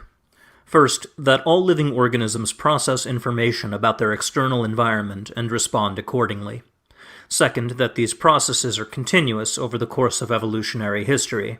What cognitive processes are used by human beings today exist because the biological substrates that enable them have evolved from simple, single-celled prototypes that were engaged in fundamentally the same kinds of tasks, albeit via far less complex modalities. Our capacity to model the external environment is greater than that of our single-celled cousins. So the one thing that I wanted to add to what Shruggy was saying and in general is that the assumption that we can fully explain either the brain or the mind or consciousness according to purely physical phenomena that themselves are reducible to an evolutionary framework or explanation is really problematic insofar as it doesn't factor in actual phenomena or conditions that we can't immediately reduce to those physical things. And so we get into this whole theory of mind where you could know everything about everything. It's like what Mary knew, and I forget who this was, but it was basically that the person had a perfect knowledge and of the world based on developing all the cognitive apparatuses physically to be able to perceive everything accurately, and yet had never experienced the real world phenomena of those things and never actually seen the color red. And so, for instance, if that figure was then able to go and see the color red, something significant and non-reducible to those processes would be added to the picture. So this is a really nice explanation as to how these things occur. But again, we have the cause constitution error. How it occurs doesn't necessarily constitute the entirety of what's going on a neurobiological level even, let alone on the level of mind. So just noting that part as well, right? Sorry? No, you go ahead. Well, actually, I'm not sure how to respond to that. So, so I know the color scientist thought experiment, but I would think that it's just Mary has two different kinds of knowledge, right? She has the kind of knowledge you can get from being a color scientist, and then there's the kind of knowledge you can get from having the red experience. But these are just different processes, and have different causal bases, but they still are going to have causal bases. But I don't know if you're arguing against a kind of naturalism or a kind of monism, or I'm not sure what. It gets a bit complicated from there, and I'm actually probably too tired to get into it now. So I'm not making some epiphenomenalist claim, which would sound like, I think Jackson is an epiphenomenalist. I just remembered his name. Is so basically the idea that you have these emergent phenomenal properties that are non-reducible to their source. In other words, it depends, it emerges from the physical landscape of the brain and whatever other neurological processes we engage in, and however we evolve those over time, but it's non-reducible to those sources. But then even that kind of dualism between the emergent properties themselves and the brain is problematic and defeated by monism. So you get into you could open a whole can of worms here. So I'm not wanting to go and open that can of worms. I'm just simply stating that exists, right? So that we can think about things like monism or emergentism or epiphenomenalism, right? These other theories of mind and cognition that don't require a complete reduction to physicalist thinking, right? Just so that that's in the background. Yes, there's certainly a can of worms that we could open, but probably won't. We shouldn't, if given my exhaustion, but could in future. Okay, and just quickly, just to bring us back on task, I think fundamentally the problem here is that that King Crocoduck is equivocating between cognition and science, and cognition and science are very distinct. For one thing, science almost definitionally, and you can correct me on this, Jalma and Shruggy, science has to be self-aware that it's science. It's not just a naive perceiving of the world. It is an attempt specifically to gain this special kind of information called knowledge about the world. Now, how it does that is dependent on a lot of different contextual factors. And individual human beings, perhaps at a certain level, can plausibly make that kind of determination to do that themselves. But the kind of aggregate of experiences that allows something like a cell to navigate an environment is not science. And now it may constitute an aggregate of information that can be understood scientifically in a coherent sense as like a thing. But that's not science. And to call that science is simply to rob science of its distinctive character. I agree with that. Yeah. Sorry, I was reading the abstract. God damn it, Shruggy. Okay, you're out. All right, let's keep going. I don't know how you read so fast. I think the last video with King Crocoduck, you actually were reading the entire article while we were going through it. You're actually keeping up. So it was a short article. It was only like 5 pages. Oh, only 5 pages. Okay. With figures. Being necessity in grad school causes you to read extremely quickly. Rub it in. All right, let's keep going. But this difference is fundamentally owed to the degree of complexity of the underlying biophysical mechanisms, and not in terms of those mechanisms' typology. We all make use of the same basic underlying electrochemical processes, but some versions are more complex in their organization and constitution than others. And I'm not just talking about multicellular organisms with nervous systems, this applies to the entire biosphere. Consider the manner in which simple single-celled organisms, like E. coli, engage with their environments. These organisms do not passively float around like motes of dust in the air. They receive sense data from their external environments and process that data via the very rudimentary mechanisms at their disposal in ways that involve the integration of information from multiple sensory channels. The results of these processes, which are mediated by the same types of electrochemical dynamics that underlie our own neural architecture, allow these unicellular organisms to make decisions under conditions of uncertainty, communicate and coordinate collective behavior, and even engage in brute force problem solving. Here's a video time-lapse of slime mold, a unicellular organism that can be seen with the naked eye, solving a maze in order to reach some food. Slime mold doesn't have a nervous system, but what simple biophysical substrates it does have are engaged in the modeling of its external environment, which the organism subsequently responds to. And crucially, the types of models generated are constrained by the selective pressures that issue from a given environment. So the tendency for the models... Good point to make here. So there's a distinction between describing a behavior and explaining it, right? So I love that video of the slime mold in the maze. So it's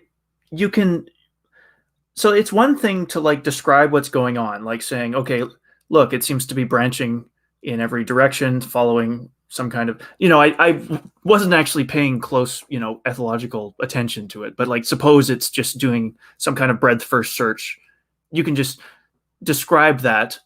And what you're doing there is you're basically just observing the phenomena and giving words to it, right? That's description. Then it's a later task to explain the phenomena as you've described it, right? So, now here's why I'm bringing this up. It's easy to conflate these two tasks of describing and explaining things like behavior. And in particular, people very often slide from describing some interesting phenomenon to like saying something about how it works, saying something about how it's working. And this can be kind of a trap, because what it can do is it can ensconce whatever the theories being promoted are. And one can come away with the impression that they just observed whatever this explanatory mechanism is, when what they observed was the phenomenon, right? You're always observing the phenomenon and then trying to describe it after. So this is just an important distinction to make. It's an extremely important distinction. And also it shows why that, like, logica utens phronesis thing doesn't always work. And because it kind of interpolates the explanation into the descriptive process when that's not appropriate, right? Yeah. I mean, I wonder if I'm not super familiar with logica utens, but I wonder if sometimes conflating the description and the explanation serves some kind of practical purpose. Like, it does. And in fact, we need to rely on this. Like, we can't go about without doing this. Like, this is actually like cognitively impossible for us. Like, we have to, in order to interpret the world, we have to have, we're not just sort of existing as this raw set of nerves interpreting things in kind of their original primal perceptual form all the time, where we didn't have any context, right? Yeah, and I guess this is just another example of how when you're doing science, there are certain disciplines you need to take. So here you have to actually sometimes you have to force yourself to say, no, okay, what am I observing? What am I observing? Okay, I know that I think it works like this. I know that I think that the underlying mechanisms producing it are this, but let's just entertain the idea that those mechanisms aren't actually what's explaining this, because I don't observe the mechanisms I'm proposing. You don't observe information processing per se. You postulate it. It's a theory. It's an explanation. What do you see? You see the slime mold branching out throughout the maze. So if you're doing science, you need to like be really careful to make these distinctions. Otherwise, well, some scientists don't make these distinctions, and then that is one way for bad theories to just get stuck and be like unchallengeable, because but also sorry, go ahead. Related to that, like, lest we be too critical of scientists, it's like doing this is extremely hard work. Like it's extremely difficult to just, tease apart what we believe in good faith to be the description from the explanation moment by moment. So you can see how scientists will necessarily, just based on not having the mental or epistemic resources, fall into dominant ways of thinking about phenomena, ways that are coherent and efficient within existing frameworks, just on the basis of needing to like get through their own life and engage in their discipline, because this is extremely demanding, right? Yeah, and you don't have to do it. Like, you can just basically proceed with the standard theory or the standard explanation of things, and do important work that way. Most scientific work these days is probably more like that. Sure, but then that's why inquiry is so important, because if you have a doubt about how that method is actually appropriate or useful, then you can go in and say, why do I have this doubt? And then start to do that really heavy lifting around description versus explanation, right? Yeah, totally. Yeah, it's the hard stuff, but it's potentially the stuff that gives birth to like scientific revolutions. So you're willing to like unthink modes of interpreting things. Yeah, science is painful, kids. Yeah. Speaking of which, my apologies to anybody who enjoys cats. Made by organisms to adhere to certain functional properties is a consequence of their adaptation to these selective pressures. Well, that raises a question. What exactly are these functional properties adhered to by the models which govern the responses of all organisms to their environments? I'll give you a hint. When I described the scenario of my model of the forest with the hidden snake, I kept on reinforcing the relationship between that model's properties and its impact on my survival. That was deliberate. The functional properties that I'm alluding to are the big four operational criteria. They're the criterion that the models generated by living systems are applicable to the world in order to aid the organism in navigating it. They're the criterion that these models are efficient enough to allow for timely processing and response to changing circumstances. They're the criterion that the models are receptive to changing information, neither dismissing nor recontextualizing data in a manner that compromises the organism's fitness. They're the criterion that the models exhibit internal consistency in order to allow decision-making to take place. What I am claiming is that these properties, these big four operational criteria, were not invented by anyone. They are adaptations that constrain the types of cognitive processes that are used by all organisms to model their external environment. Okay, so here's the crucial problem with what he's doing here, as I see it. He is putting his finger on the fact that there is a common way in which scientific paradigms, say, or scientific theories survive, and how organisms survive. And then he's saying that, actually, because of this commonality, well, he's not saying this, but from this commonality, he's getting the idea that the best understanding of what science is can therefore be derived from these operational criteria. But these are operational criteria that probably could be applied to a diverse array of different kinds of operations. Like there are other ways to describe science than by these operational criteria. These are just operational criteria. They're criteria for a theory or for science operating. And similarly, they apply to organisms in their own substrate. So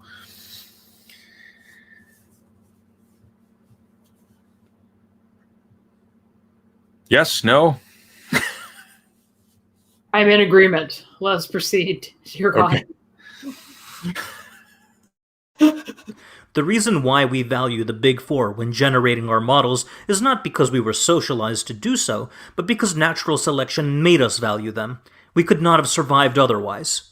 Given two populations, one which models the world in a manner concordant with the Big Four, and one which does not, the population whose models are more accurate, precise, efficient, optimally flexible, and internally consistent will, ceteris paribus, exhibit greater fitness, and will therefore be more likely to reproduce and pass on those genes which govern the development of those biophysical substrates underlying the development of Big Four compliant models. In other words, populations with cognitive substrates whose processes generate Big Four compliant models will have an adaptive advantage over populations whose cognitive substrates don't develop Big Four compliant models. Through the process of natural selection, the frequency with which cognitive substrates that do produce Big Four compliant models increases in subsequent generations. Okay, so what? The social so he's constructionists identifying. So he's identifying. In his words, building models with those features, basically with fitness, or he's at least saying that there's a fitness value to doing that. Okay. Well, it's more like these are fitness conditions of survival generally. Yeah, but so it seems like what he's saying is that that natural selection operates over the ability to make models like this, which would be interesting because it would mean that it's heritable. But science is not a heritable trait. You don't pass that down through your genes. That's acquired. Yeah, exactly. Well, hang on. That's where you learn that from other humans, a community. As we understand it, but he's imputing science to cognition simplicator, right? Yeah, that seems to be the move he's making. So on his usage, you do inherit science. So here's what's off about that. So science is neither a formal deductive process, nor a commonsensical process, nor reducible to the way that we interface with the world simply, and even on his own criteria. If we're looking at things like coherence and efficiency, we are not merely engaging our own processes of cognition, but rather matching those to the existing theories in the world. So this is like a weird specific overemphasis on one feature of the system. Also, side note, like Darwinian natural sexual selection, all of that, the creepy eugenics that came out of it, that's all a type of scientific practice and methodology that's been overturned in some senses. Like, not that evolution isn't real, it clearly is. But there's that genetics is also, a scientific field that's evolved over time. So, there's a bit of an attribution error and a bit of an overemphasis on one specific feature of this, right? Which is cognition. But genetics didn't evolve through natural selection. Genetics evolved; it changed over time, but it didn't do so through, That's what I'm saying. differential fitness and reproduction, right? That's what I'm saying. I'm saying that's itself a practice that is socially contingent and within the realm of scientific thought and that kind of thing. Yeah.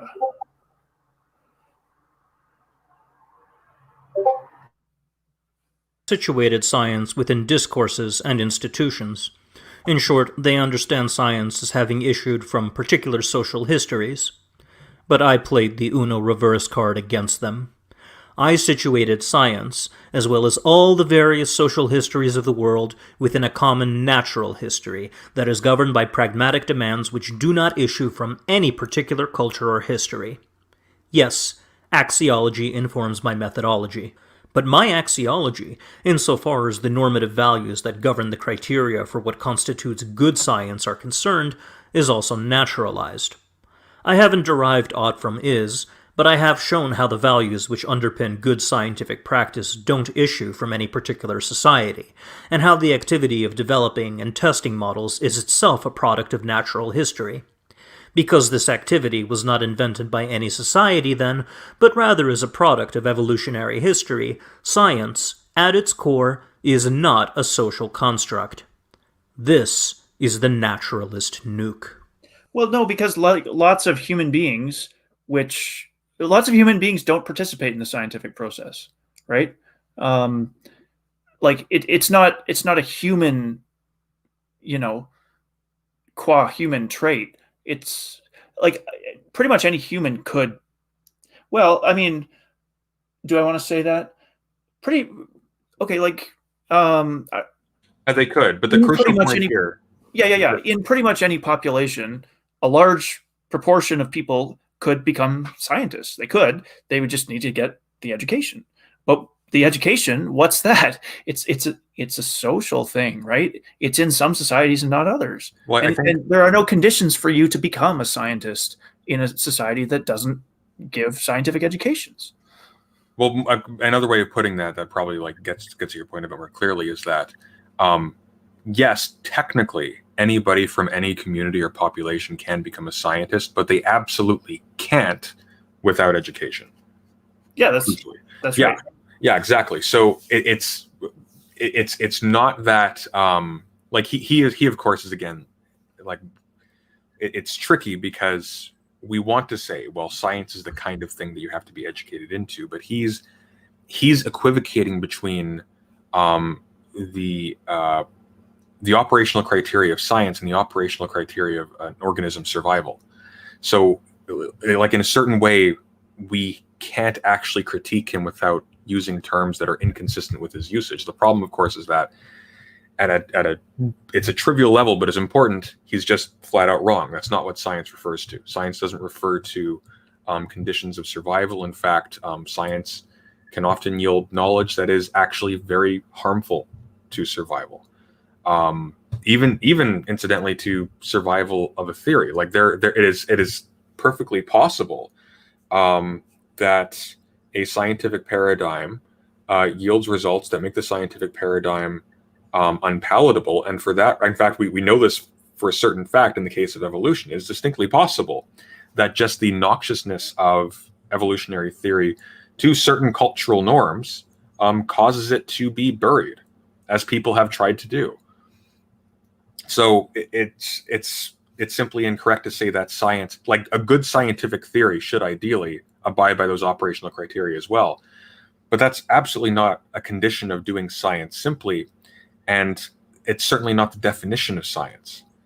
And because that's not the definition of science, just because you can identify those operational criteria being met by organisms in the wild, that doesn't mean that those organisms are thereby engaging in science. Yeah, I guess there are two critiques that, I mean, I've already made them. I've already made them more than one. One of them is just, I don't think that model construction describes ordinary vital processes. It doesn't describe what single-celled organisms are doing. It doesn't describe what dogs are doing. And actually, I don't really think it describes what humans are doing. The only time humans make models is when they're engaged in things like a scientific process, when they're trying to model. But what is modeling? Modeling is creating some kind of symbolic representation on a paper, not in your brain, or on some, substrate. Because we aren't, again, when we talk about modeling in the brain, whether or not we agree that that's an apt description of what's going on, that's an analogy. There's no one-to-one relationship between what is happening in our cognition and an actual model. And it's not clear when people are saying that it's an analogy and when people are saying that that's literally what's happening. In fact, I don't know if it's clear in this video what Crocoduck thinks, whether it's just meant to be an analogy or whether it's a literal process. I think that would be worth bringing him on at some point in the future to talk about. I get the impression, because I don't think he's a physicist, right? I think he's sort of adopting what you've encountered as a very unfortunate tendency in sort of, I guess, from my layman's vantage, what appears to be sort of midbrow psychology or what have you, sort of just descriptions of mental processes as being in some way just obviously analogous to either computation or to things that we do to determine things in the world sort of in a tactile way. Well, definitely people just identify brain activity with computation all the time. I mean, it's almost synonymous, brain activity, computation, but it really shouldn't be, because to say that it's a computation, I mean, in the original sense, that's a literal mechanical claim. That's a claim about how it's working. But if you're just observing brain activity, it gets worse, because when you're looking at the way in which you structure something computationally, it involves necessarily mathematical or deductive processes, and that's not how we reason. We're basically constitutionally irrational under that framework. Like, we're not engaging in formal deductive reasoning that draws us from, a hypothesis to a conclusion. Not even a hypothesis, but from a premise to a conclusion. So that it just doesn't reflect the way the brain works, I don't think. Yeah, that's right. I don't think brains do that per se. People do computations. I mean, I'm trying to think if there's an exception to that. Maybe there is. I'm not sure. But if there is, it certainly doesn't describe the sort of central, processes, like this. To call it central processes, I already don't like that. I don't think it describes like the gross general architecture of the brain, basically. I think when it comes to mental contents and the way that we process reality, and if that's what we're doing, in fact, or if, our theories of knowledge are even representations of reality, whatever view you take, that in many ways a functionalist view is superior because it focuses on what function does cognition serve in some other structure, as opposed to what is the nature of this thing that we're using, our brain or mind or cognitive capacities or whatever. And so I think that functionalist explanations are actually kind of useful ways of answering certain questions without necessarily going in too deep, if that's not needed in the... Well, it's sort of instructive that, again, like we find computation as a concept, as an activity outside of the mind, and then apply it as an explanatory principle to the mind. We don't derive computation from our observations of the mind itself. Well, it's hilarious because it's actually an activity of the mind that we're now attributing to the mind as constituting its foundational structure. It's exactly. That's the point. Yeah. What are we doing? Yeah. I mean, we figured out, computer science, information theory, those came first. And then people just saw it as a vocabulary to try to penetrate the workings of the mind. They got to work, and that was cognitive psychology. And then it's actually not much better than like astrology or left-right brain thinking. Like it's pretty bad as an analogy, actually, in terms of how it's employed. But anyway. Well, in the early days, I can see why it seemed promising. I'm glad that they put so much effort into it. It was a research project that had to happen, almost like a developmental stage or something. I mean, when you invent tools like information theory and like theories of computation, like you've just developed something really powerful. And so it's not, I can't blame them for trying to, trying to put that to use in psychology. But I mean, I think it's time for another organizing idea. Well, I mean, that's fine. It's just, it tends to be greedy, right? If something seems to have explanatory value, or at very least makes creating more theory a much more easy process, or seem to be a much more easy process, people are just going to adopt that and move on. And that's sort of a plague in academia generally. It's one of the common features of your fields and my field, where people will just take, we have these easy categories that we can just assume and build off of. Super easy, barely an inconvenience. We can just keep on like great, we have an international system of states. We don't need to interrogate this any further. Let's talk about how these things work in this context that we've just assumed. And it's great. Yeah, and the people who first try to apply these tools, they're pioneers, right? They're doing good work. Like that took creativity, that was good. But you're right. I mean, these days people just kind of pick up the tacit categories that were in their textbooks and they just roll with it. But yeah, anyway. To summarize, the core of my philosophical program is constituted by the Big Four operational criteria. These criteria also serve as the core of the Naturalist Nuke, which is a system of arguments, a paradigm about science, that situates it within our natural history as an activity which predates societies. And the nuke detonates via the identification of the values underlying the Big Four operational criteria with the selective pressures that have come to produce the cognitive substrates found throughout the biosphere, from that of the amoeba to that of the human being. As an aside, it should now be clear why I don't accept philosophy as a foundation for science. The ability to generate Big Four compliant models evolved first, and philosophy came much later. Once the cognitive capabilities to engage in philosophical inquiry evolved, the first philosophers and theologians used their models of the world as the basis for their subsequent metaphysical inquiries, whether they realized it or not. As I indicated in the previous video, I believe the relationship between science and philosophy to ideally be undertaken as a mutually beneficial partnership, wherein science develops models, philosophy refines the models, science tests the refined models, and philosophy reorganizes its epistemic and ontic contents in response to the improved models. Okay, I have no problem with that. Again, to sort of reiterate what we were talking about earlier, I do have a big problem with the idea of this phrase, whether they knew it or not. I think that whatever else may be involved in doing science, one thing is constant, and that is that you know that you are doing science, or you're doing something specific that has to do with a deliberate acquisition of knowledge. You don't really do science accidentally. You can make leaps in science accidentally, but the activity of science is something that sort of it's even in the word. Like it has to be self-aware and deliberate. I don't actually have an issue with the idea that science does not rely on philosophy, largely because I think the term philosophy is packed with a lot of baggage, even in terms of like the first philosophers, quote unquote. There's not a clear distinction between philosophers and other people until after Plato.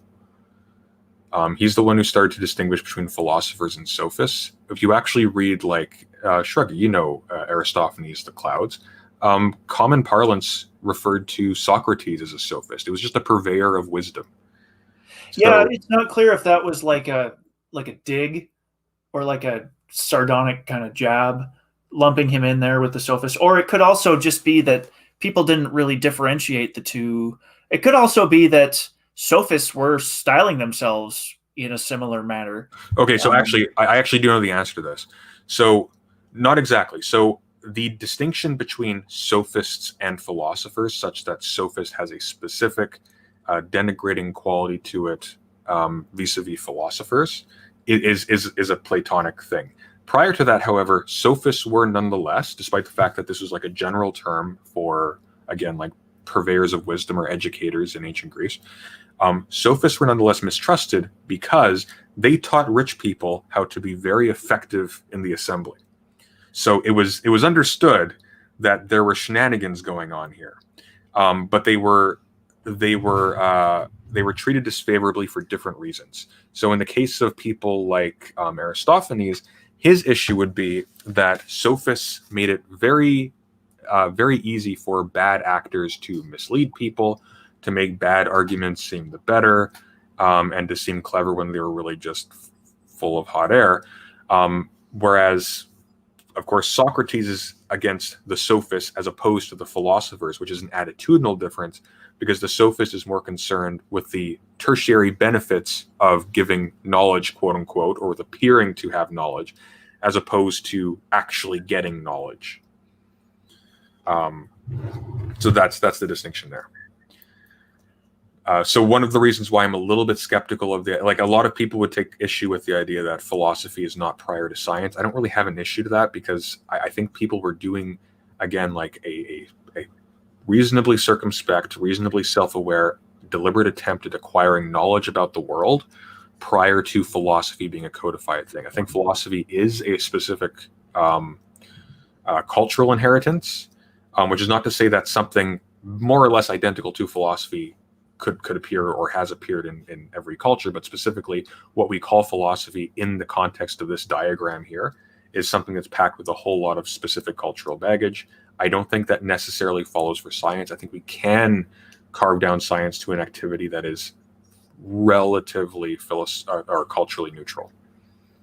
Yeah, and to just add an addendum to that, like really much more massively informative piece, we don't want to be equivocating terms, right? And so what we would call philosophy now would have been formerly called science, versus science is this kind of post-Humean empiricist construct that employs certain methods in certain instances, and we're trying to figure out what its terms are, and we're trying to figure out whether or not it's a form of expertise, which we've decided that it is, and that it has to be called science in order to be science and all that kind of thing. And so a lot of the difficulty that comes into play in a lot of these analyses about what preceded what is that the same word gets equivocated across two radically different contexts of use, right? Yeah. However, I would just strike that and reverse it very quickly. I think a lot of what is called science today would have been called philosophy yesteryear, not vice versa, but I agree with your point. I think we're all getting extraordinarily tired. We've been talking for just under 2 hours. I think we're going to let him finish off his summary here. And then I think at some point, maybe we'll finish this. I'll look over the rest and see if there's anything of specific import to the discussion so far. He himself has said that this is the core of the video thus far. So this is his argument. We've gone through it already. We'll let him finish off his summary. We'll give final thoughts, and at some point we'll conclude with the rest. Hopefully when the final video launches or before then. That makes sense. Agreeable? The project evolves beyond this context, and so we've already kind of given a play-by-play, and then we can kind of loop our final thoughts into the next video. Like we're kind of like move a step behind him. I think that's fine too, right? Well, inevitably. I think the next one's not due for another month, so. Yeah, fair enough. Yeah, let's wrap this up. Now, in the interest of time and focus, a comprehensive development of the mechanisms involved in the evolution of those cognitive processes that have, over the course of natural history, allowed organisms to model their environments will have to await a subsequent video, as will most of my rebuttals to possible objections. There will be those who object that the naturalist Nuke is itself situated within a discourse, since I've used words to describe it, which by extension situates the contents of my entire argument within a social construct. There will be those who argue that my account of the Big Four as adaptations is merely a just-so story. There will be those who argue that improving one's models of the world in accordance with the Big Four won't necessarily lead to the improved fitness of a population, and might in fact lead to extinction. There will be those who argue that the Big Four are teleological, and that this is nonsensical within a naturalistic view because there are no intentional ends in nature. There will be those who insist that there are synthetic a priori categories which somehow undermine my entire thesis. There will be postcolonialists who argue that my characterization of fitness as related to the quality of models produced by a population makes me racist, perhaps even genocidal, with regard to those uncontacted tribes in the Amazon whose understanding of the world rivals that of our Paleolithic ancestors. And of course, there will be the army of a priorists who will roll up in their mobile armchairs to wag their fingers at me for listening to Hume, Peirce, and Quine instead of Plato. Can I just pause for a second? Scientific methodology. Yeah, we're back at the beginning, so I think we'll wrap up after that. Yeah, note that we haven't fallen into any of these traps whatsoever. So, yay us. But anyway. Hey, Yeah. Stephen J. Gould. Yeah.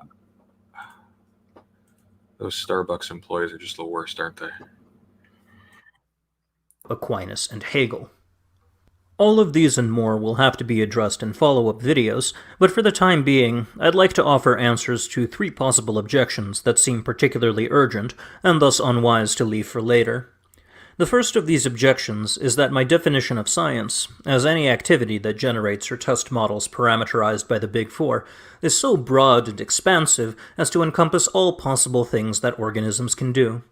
If this charge is correct, then science is just a synonym for possible things that organisms can do, and my argument just amounts to the trivial observation that organisms did things prior to the existence of societies. In response to this objection, I'd counter that science is not all possible things that organisms can do, even though the development of models which satisfy the Big Four does seem to be a requirement for any organism's fruitful navigation of the world. something which in turn seems to be a requirement for most other activities. The fact that the development and testing of such models is a requisite for other activities does not imply that all activities that organisms engage in are identified with my characterization of science.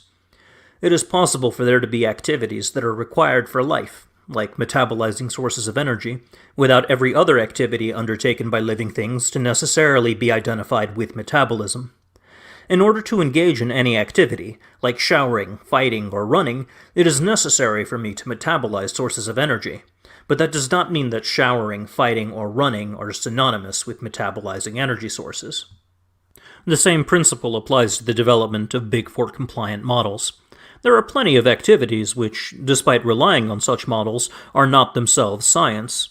Literary criticism, legal defense, and selling used cars don't count as science because it is not the function of these activities to generate and test models governed by the Big Four. This response to the first critique doubles as my acknowledgement that there is more to life than the development of Big Four compliant models. In fact, I'll go even further and acknowledge here that the capacity to develop such models is only one of many contributors to fitness, albeit a very important one. The second objection that's likely to surface is that the naturalist Nuke. Okay, and just quickly to summarize our response to that, I mean, obviously it wasn't the objection that we made, but again, specifically the critique is that, again, science is not identifiable with fitness conditions. So it's just, again, it's just like it rests on an equivocation that's just historically false. That's not what we mean by science. His framework, his methodology, we might even say, is rescuable as a legitimate way that we may engage in critical thought or inquiry. So it actually might be useful in another sphere. It's useful, but again, crucially, this is a part of his, this is the way by which he projects science prior to society. So that's the principal issue here. It's not that any element of this, like this entire video has been full of really interesting stuff that could be used really positively elsewhere. Exactly. However, insofar as it's being used to argue that science precedes society, it just doesn't work.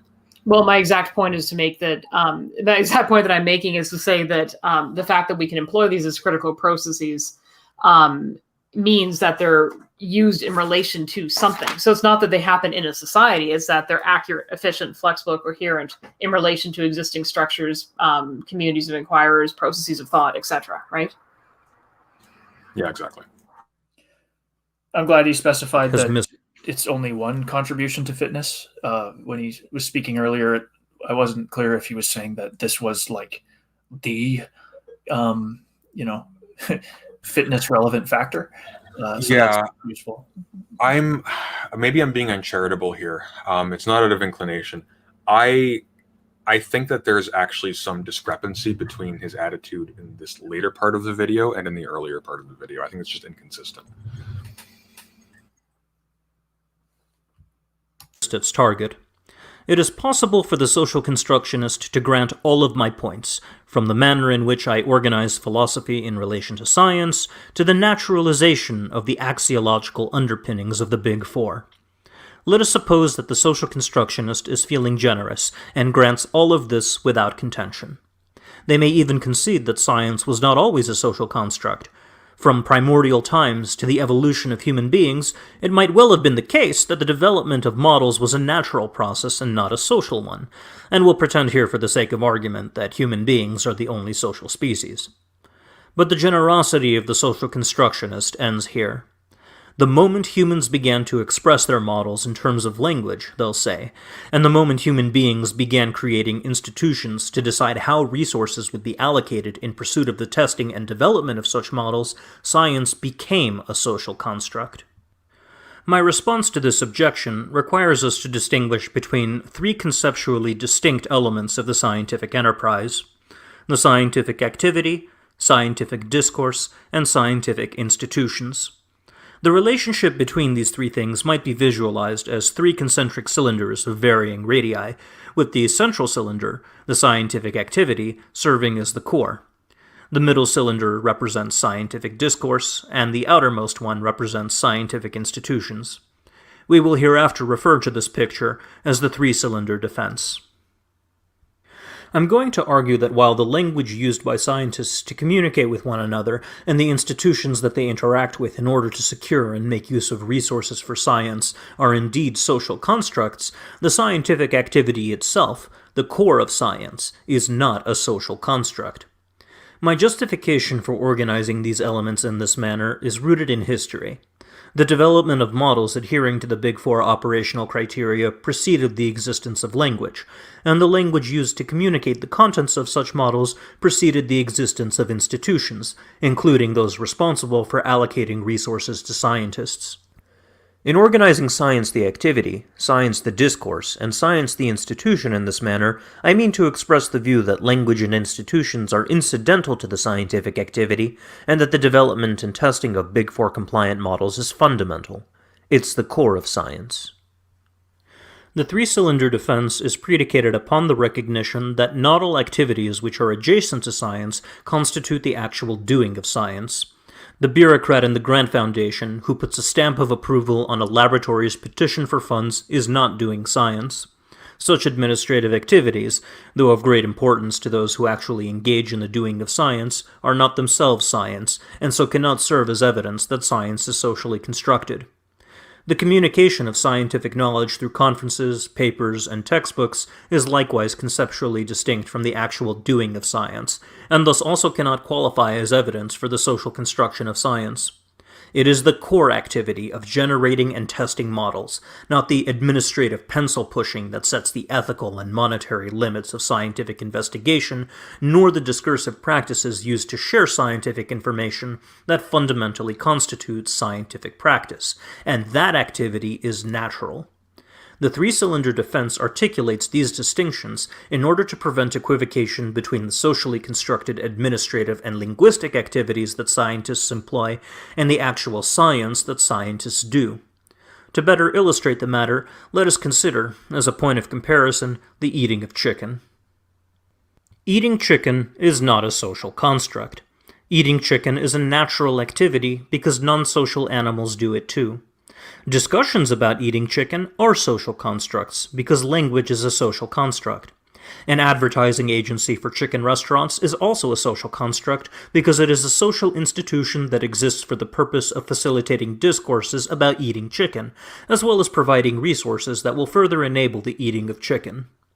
Now please notice, the act of eating chicken does not magically become a social construct merely because there exist socially constructed activities, like talking about eating chicken, and socially constructed institutions, like restaurants and advertising agencies that promote the eating of chicken. Even if you are an actor hired by an advertising agency to eat chicken in front of a camera while talking about how much you love to eat chicken, there's no good reason why engaging in these linguistic and institutional activities in conjunction with the eating of chicken transmogrifies the natural activity of eating chicken into a social construct.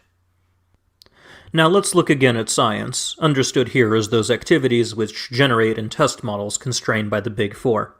If the naturalist nuke is granted, then the development of such models is not a social construct. The development of these models is a natural activity because non-social animals do it too. Discussions about the development of these models are social constructs because language is a social construct. A grant agency for science departments at universities is a social construct because it is a social institution that exists for the purpose of facilitating discussions about such models, as well as allocating resources that will further enable the development of these models. And these three categories, science the activity, science the discourse, and science the institution, are conceptually distinct. Okay. Okay. So, yeah. Is that the end? It looks like there's like 5 minutes left, but this is the end of the three distinct entities portion. My suggestion is that we wrap it up here because I have something to say about this. Then we can kind of like dovetail the end of this into our next discussion. It also is a good way of summarizing what happened a month before. So that's my suggestion. I agree with that. Now, the catch to that, of course, is that now the next 38-minute long video will be 5 minutes longer. But in any case. Well, I mean, that's our own difficulty with our timing and exhaustedness more so than on him. But so one thing that I wanted to say was I actually kind of wanted to bring up a semi-unrelated point that fits back into the overall discourse about naturalism versus social construction. So when we think about things such as social construction is begging the question, or naturalistic discourse is engaging in the naturalistic fallacy, the criticism is often, it's natural because it's natural. It's socially constructed because it's constructed. And we're not saying that, right? And so what we're actually saying instead is that so you get to that core activity of science, right?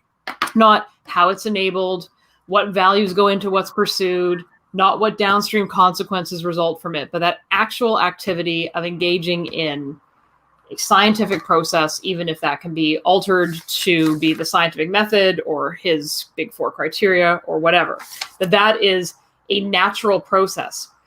We have no way of concluding that it is either a natural nor social process. It is inconclusive as to what type of process that is. We simply know that it's an established methodological process. We don't know because it psychologically resembles some of the things we may do in nature isn't sufficient to make it a natural process. So the problem is talking about the practice of science itself as either social or natural, even though I'll contend that based on how we shape the questions and the stuff we observe in our environment, given that we perceive only the things that are relevant for us, not everything in front of us, or we would go psychotic, there has to be an element of socialization and thinking that goes into that. Despite my argument that might be the case, these are not fruitful or relevant questions for the activity of science itself, right? Because we are not able to determine on what type of activity it is, except to say that we are engaging in it to the end of answering questions, maybe that aren't relevant for us, maybe that just are questions that occur to us or compel us in some way that we can't describe. The important point is how we answer those questions and the tools we employ to answer those questions and the results that are derived from how we've gone about answering those questions, period.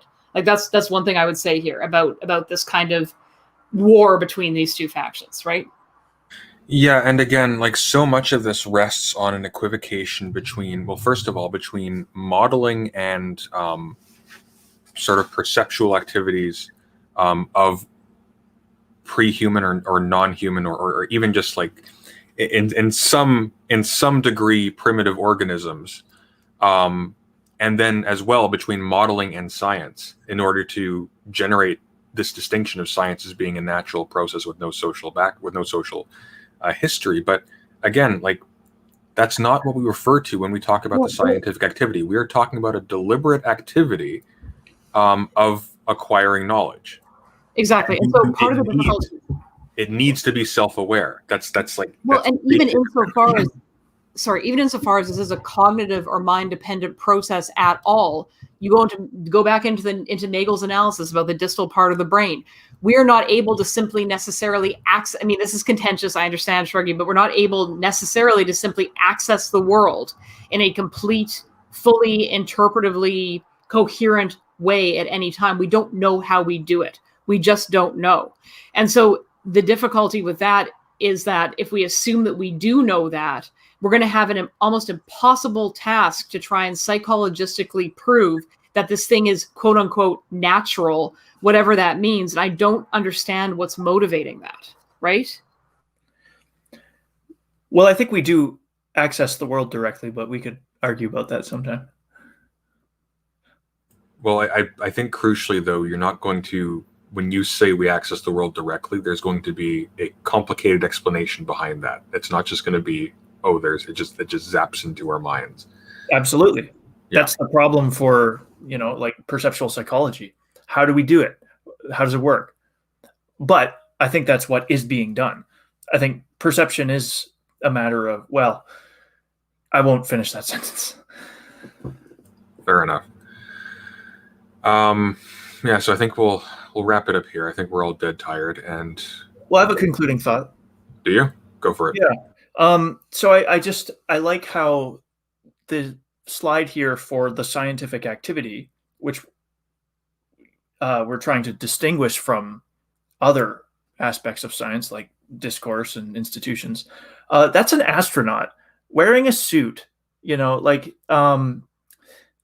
you think that person got there without social upbringing, social education, without, I mean, like, he didn't make that suit. He didn't make that little instrument. Like, if you want to do any scientific work, there's just simply no way that you're going to be able to do that without leaning very, very, very heavily on social learning. There is no science without cumulative culture. Like, that's right. Like, you can't ask questions at the cutting edge without assimilating the cutting edge. And well, more specifically, there's not a cutting edge without like this sort of central spread of like normal science. I'm going to push back a little bit on that, because he's, again, like, I don't think King Crocoduck is arguing that the cutting edge of science is necessarily something that isn't a social construct, or doesn't rely on society. He's trying to identify the scientific activity in its purest form with an activity that pre-social organisms do, or that non-human social organisms do. So he's trying to say that science is not a social construct, because, again, we can have science without society. He's not arguing. Where'd the last part come from? Like, I'm totally on board with the idea that the scientific sort of process is continuous with other sort of organismic strivings, right? This need to orient ourselves, to understand the world, to predict and control it. Those are things, organisms need to be able to do that. And science is a way to do that, which, I mean, seems to be working pretty well for humans. At least it seems to be having impressive effects. I don't know if you want to say it's working well for us, but well, I think crucially, like, science isn't just a process for doing that. That's a part of what science is, and a part of science's use. But science is fundamentally, at the end of the day, it's an activity of acquiring knowledge about the world. If it does those other things, if it is also like accurate and predictive, that's great. But there are scientific discoveries that aren't necessarily predictive. No, but what I'm saying is, acquiring knowledge about the world, that's an basic organismic feature. That's what organisms need to do. They need to orient themselves. They need to, know the world they're in and act in it in a way that is good for them. I mean, maybe. I mean, that's packing a lot into our concept of knowledge, though. So that's a whole other can of worms. Is whether or not we want to determine that the information that, say, a cell acquires about its environment that allows it to survive better in its environment, whether that constitutes knowledge or not. That's a different question, I think. Well, I mean, it would be an empirical question about the capacities of whatever the organism you're thinking of is. But say if you had like some protist that could, learn a maze, right? It could learn the path through a maze. So you could see learning effects, right? You could see improvement over time. That's a kind of orientation that this single cell organism, does, which is good for it, which I think in some really extended sense is continuous with what's happening when, what's his name or what's her name is, applying that instrument to that thing out in space. All right. So I've got some bad news for you too. The devil himself has showed up and has said that the last objection may be worth our time. Now, there's a ray of sunlight in this and that. It is indeed the last objection, but I think now we're obligated. So let's go through that efficiently. Just a warning that my brain is shutting down, but okay. And ditto. So we'll just, how about we go through it quickly? We're doing it. Yeah. Buckle in.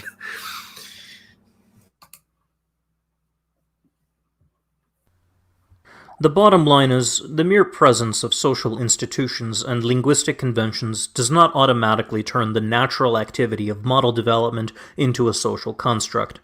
If anything can be turned into a social construct merely by talking about it, then there is no such thing as anything that isn't a social construct, and the entire argument becomes trivial.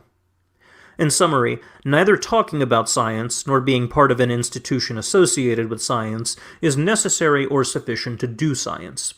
Developing models that meet the Big Four operational criteria is. This does not mean that scientific discourse and institutions aren't extremely important to our societies. They absolutely are, and without them, the scientific activity would be far more limited in scope than it actually is.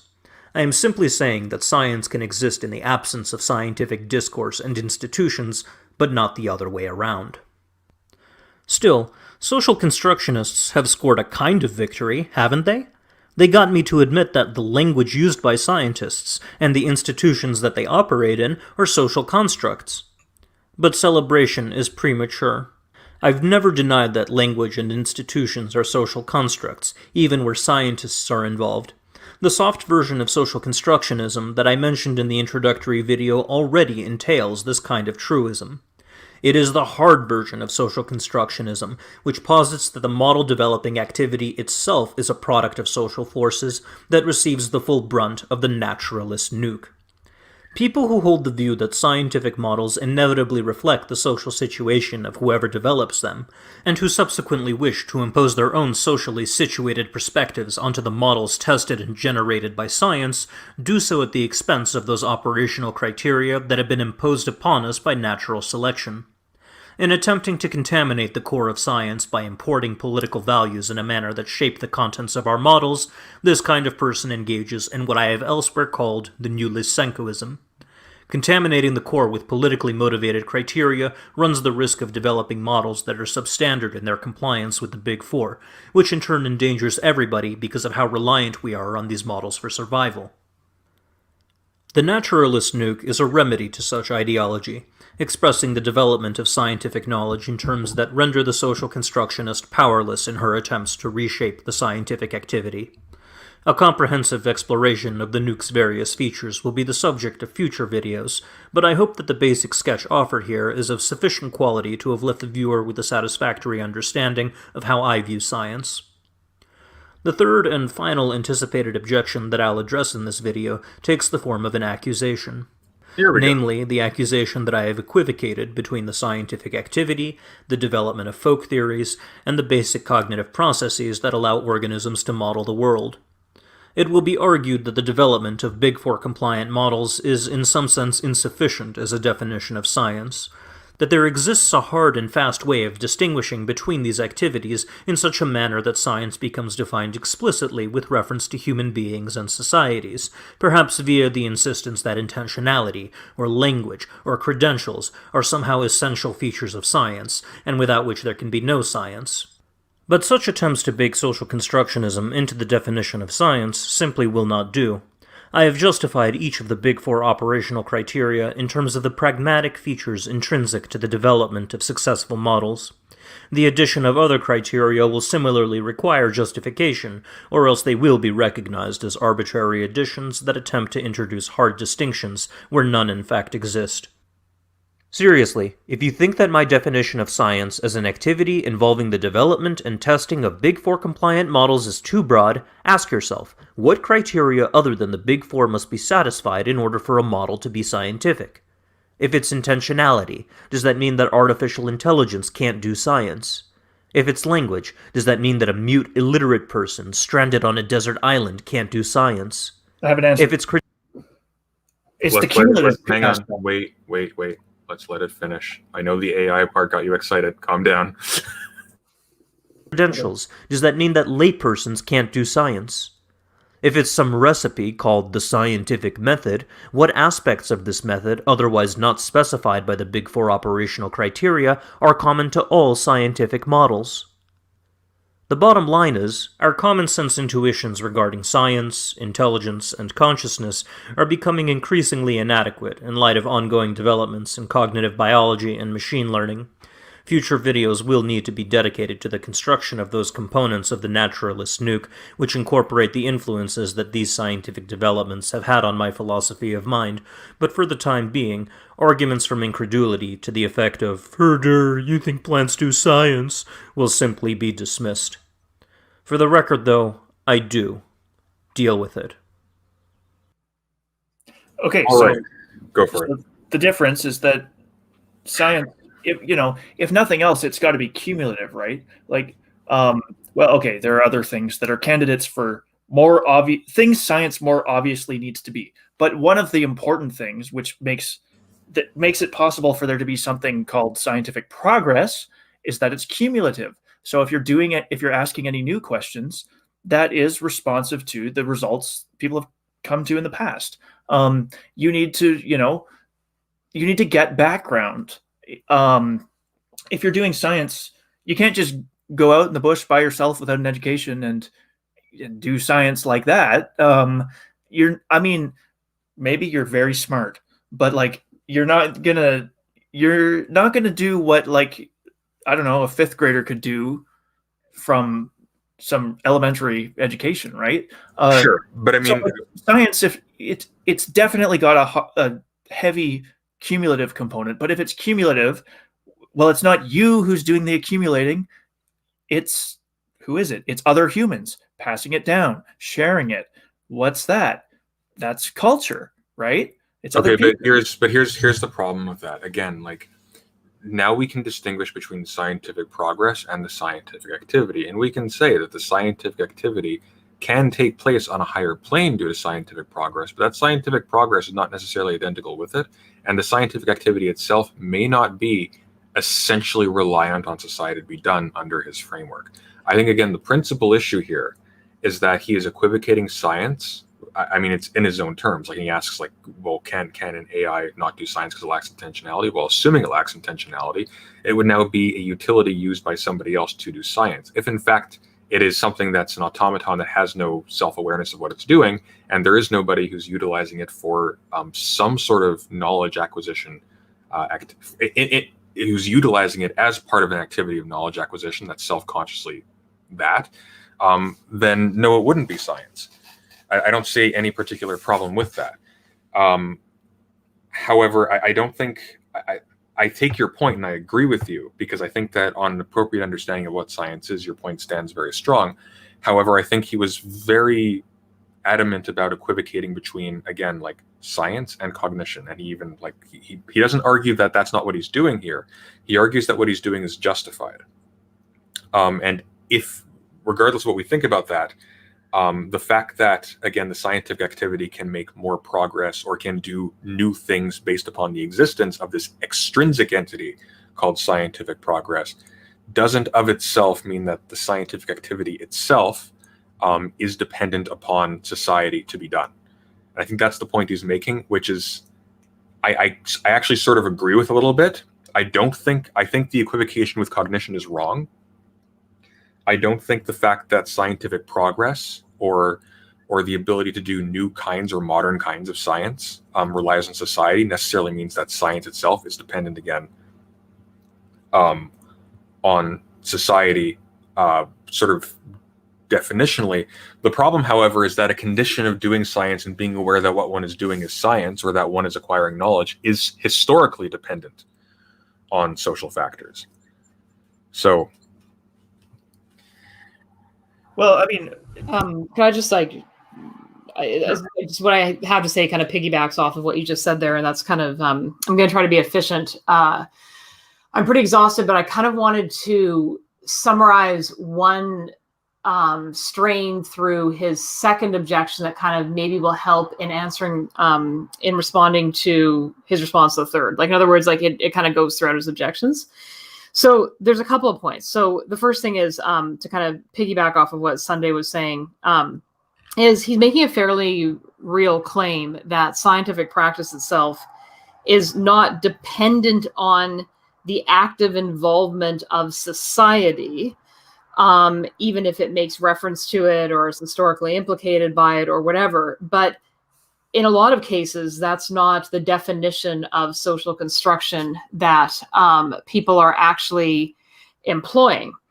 And so what's going on is, instead of it being a reference, social construction being a reference to society, social construction is that when we are engaging in a process, there are at least some social factors that go into the way we adjudicate and make decisions as we engage in that process.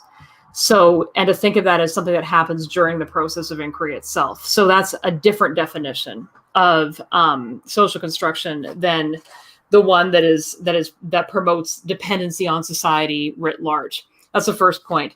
The second point is, he makes this, in his second objection, he makes this very interesting claim that discourse and institutions can't exist without science, but science, of course, can exist without discourse and institutions.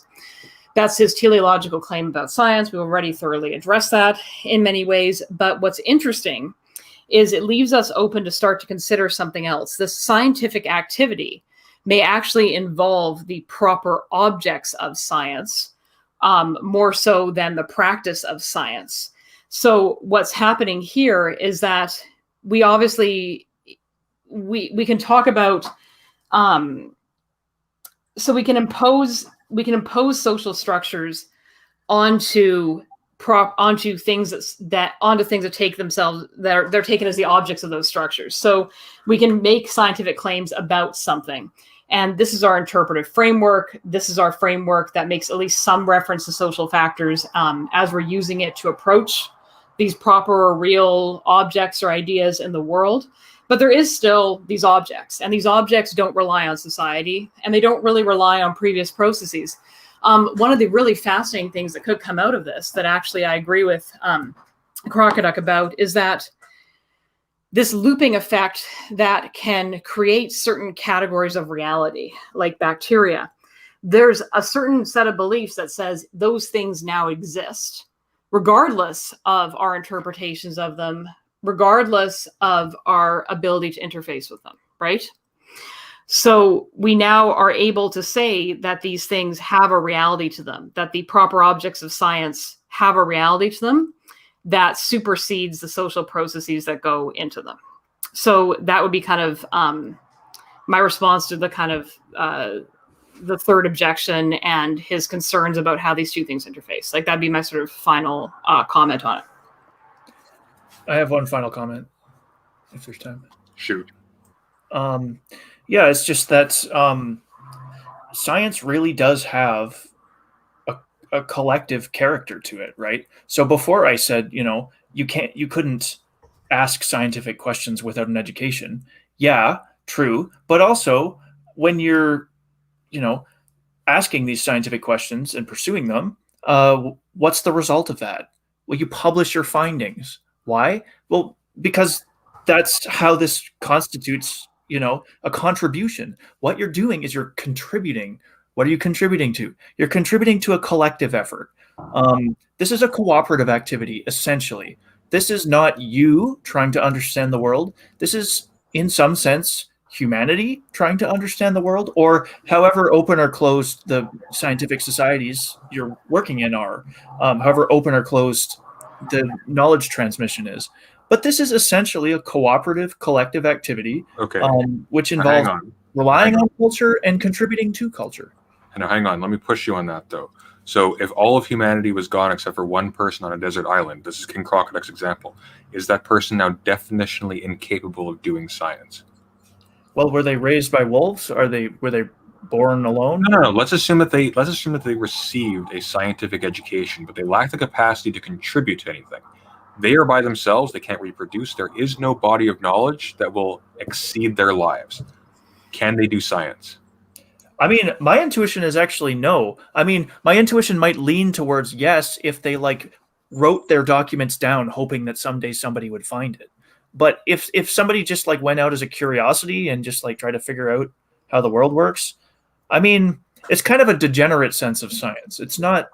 It's it's got most of the pieces, but still there's a lack of resemblance there to me. Which I don't know. See, my answer would be the direct contradiction of that, which would be obviously they can be doing science, because in order to have, they don't need a direct reference to society being immediately there in order to inherit the entire cognitive set of apparatuses and constructs and conceits and processes that would allow them to engage in the world in this way. People are capable of doing independent work, and the nature of a community of inquirers is such that it doesn't need to be literal, right?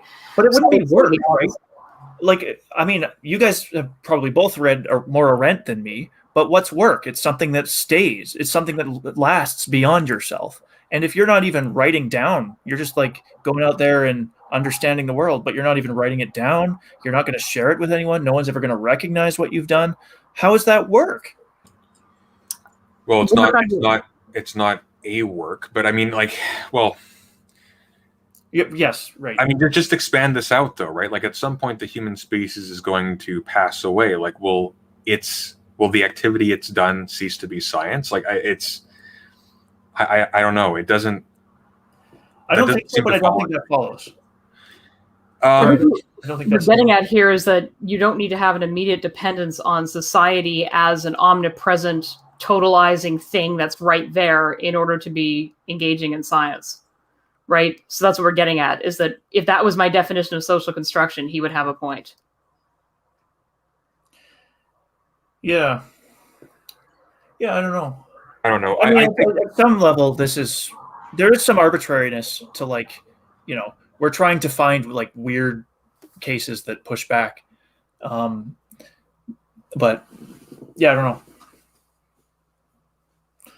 I don't know. I think, again, like, I don't think an activity is necessarily tensed that way.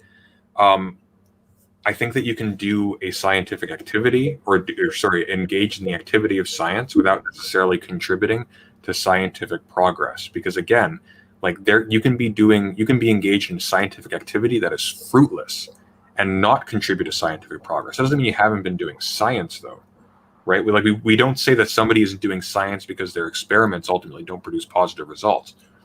Science is a combination of the intention and like a certain self-understanding of what you're doing. It's not based upon extrinsic factors of who receives the information. Oh, somebody's whooshing. Yeah, I don't know. I think, yeah. I mean, I've said what my intuitions are, and I don't know.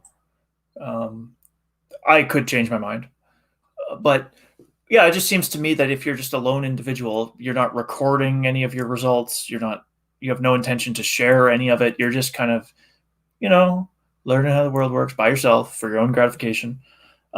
Is that science? I mean, my intuition is no. I could understand if somebody's thought yes, but I don't know. It's certainly not a paradigmatic case of science.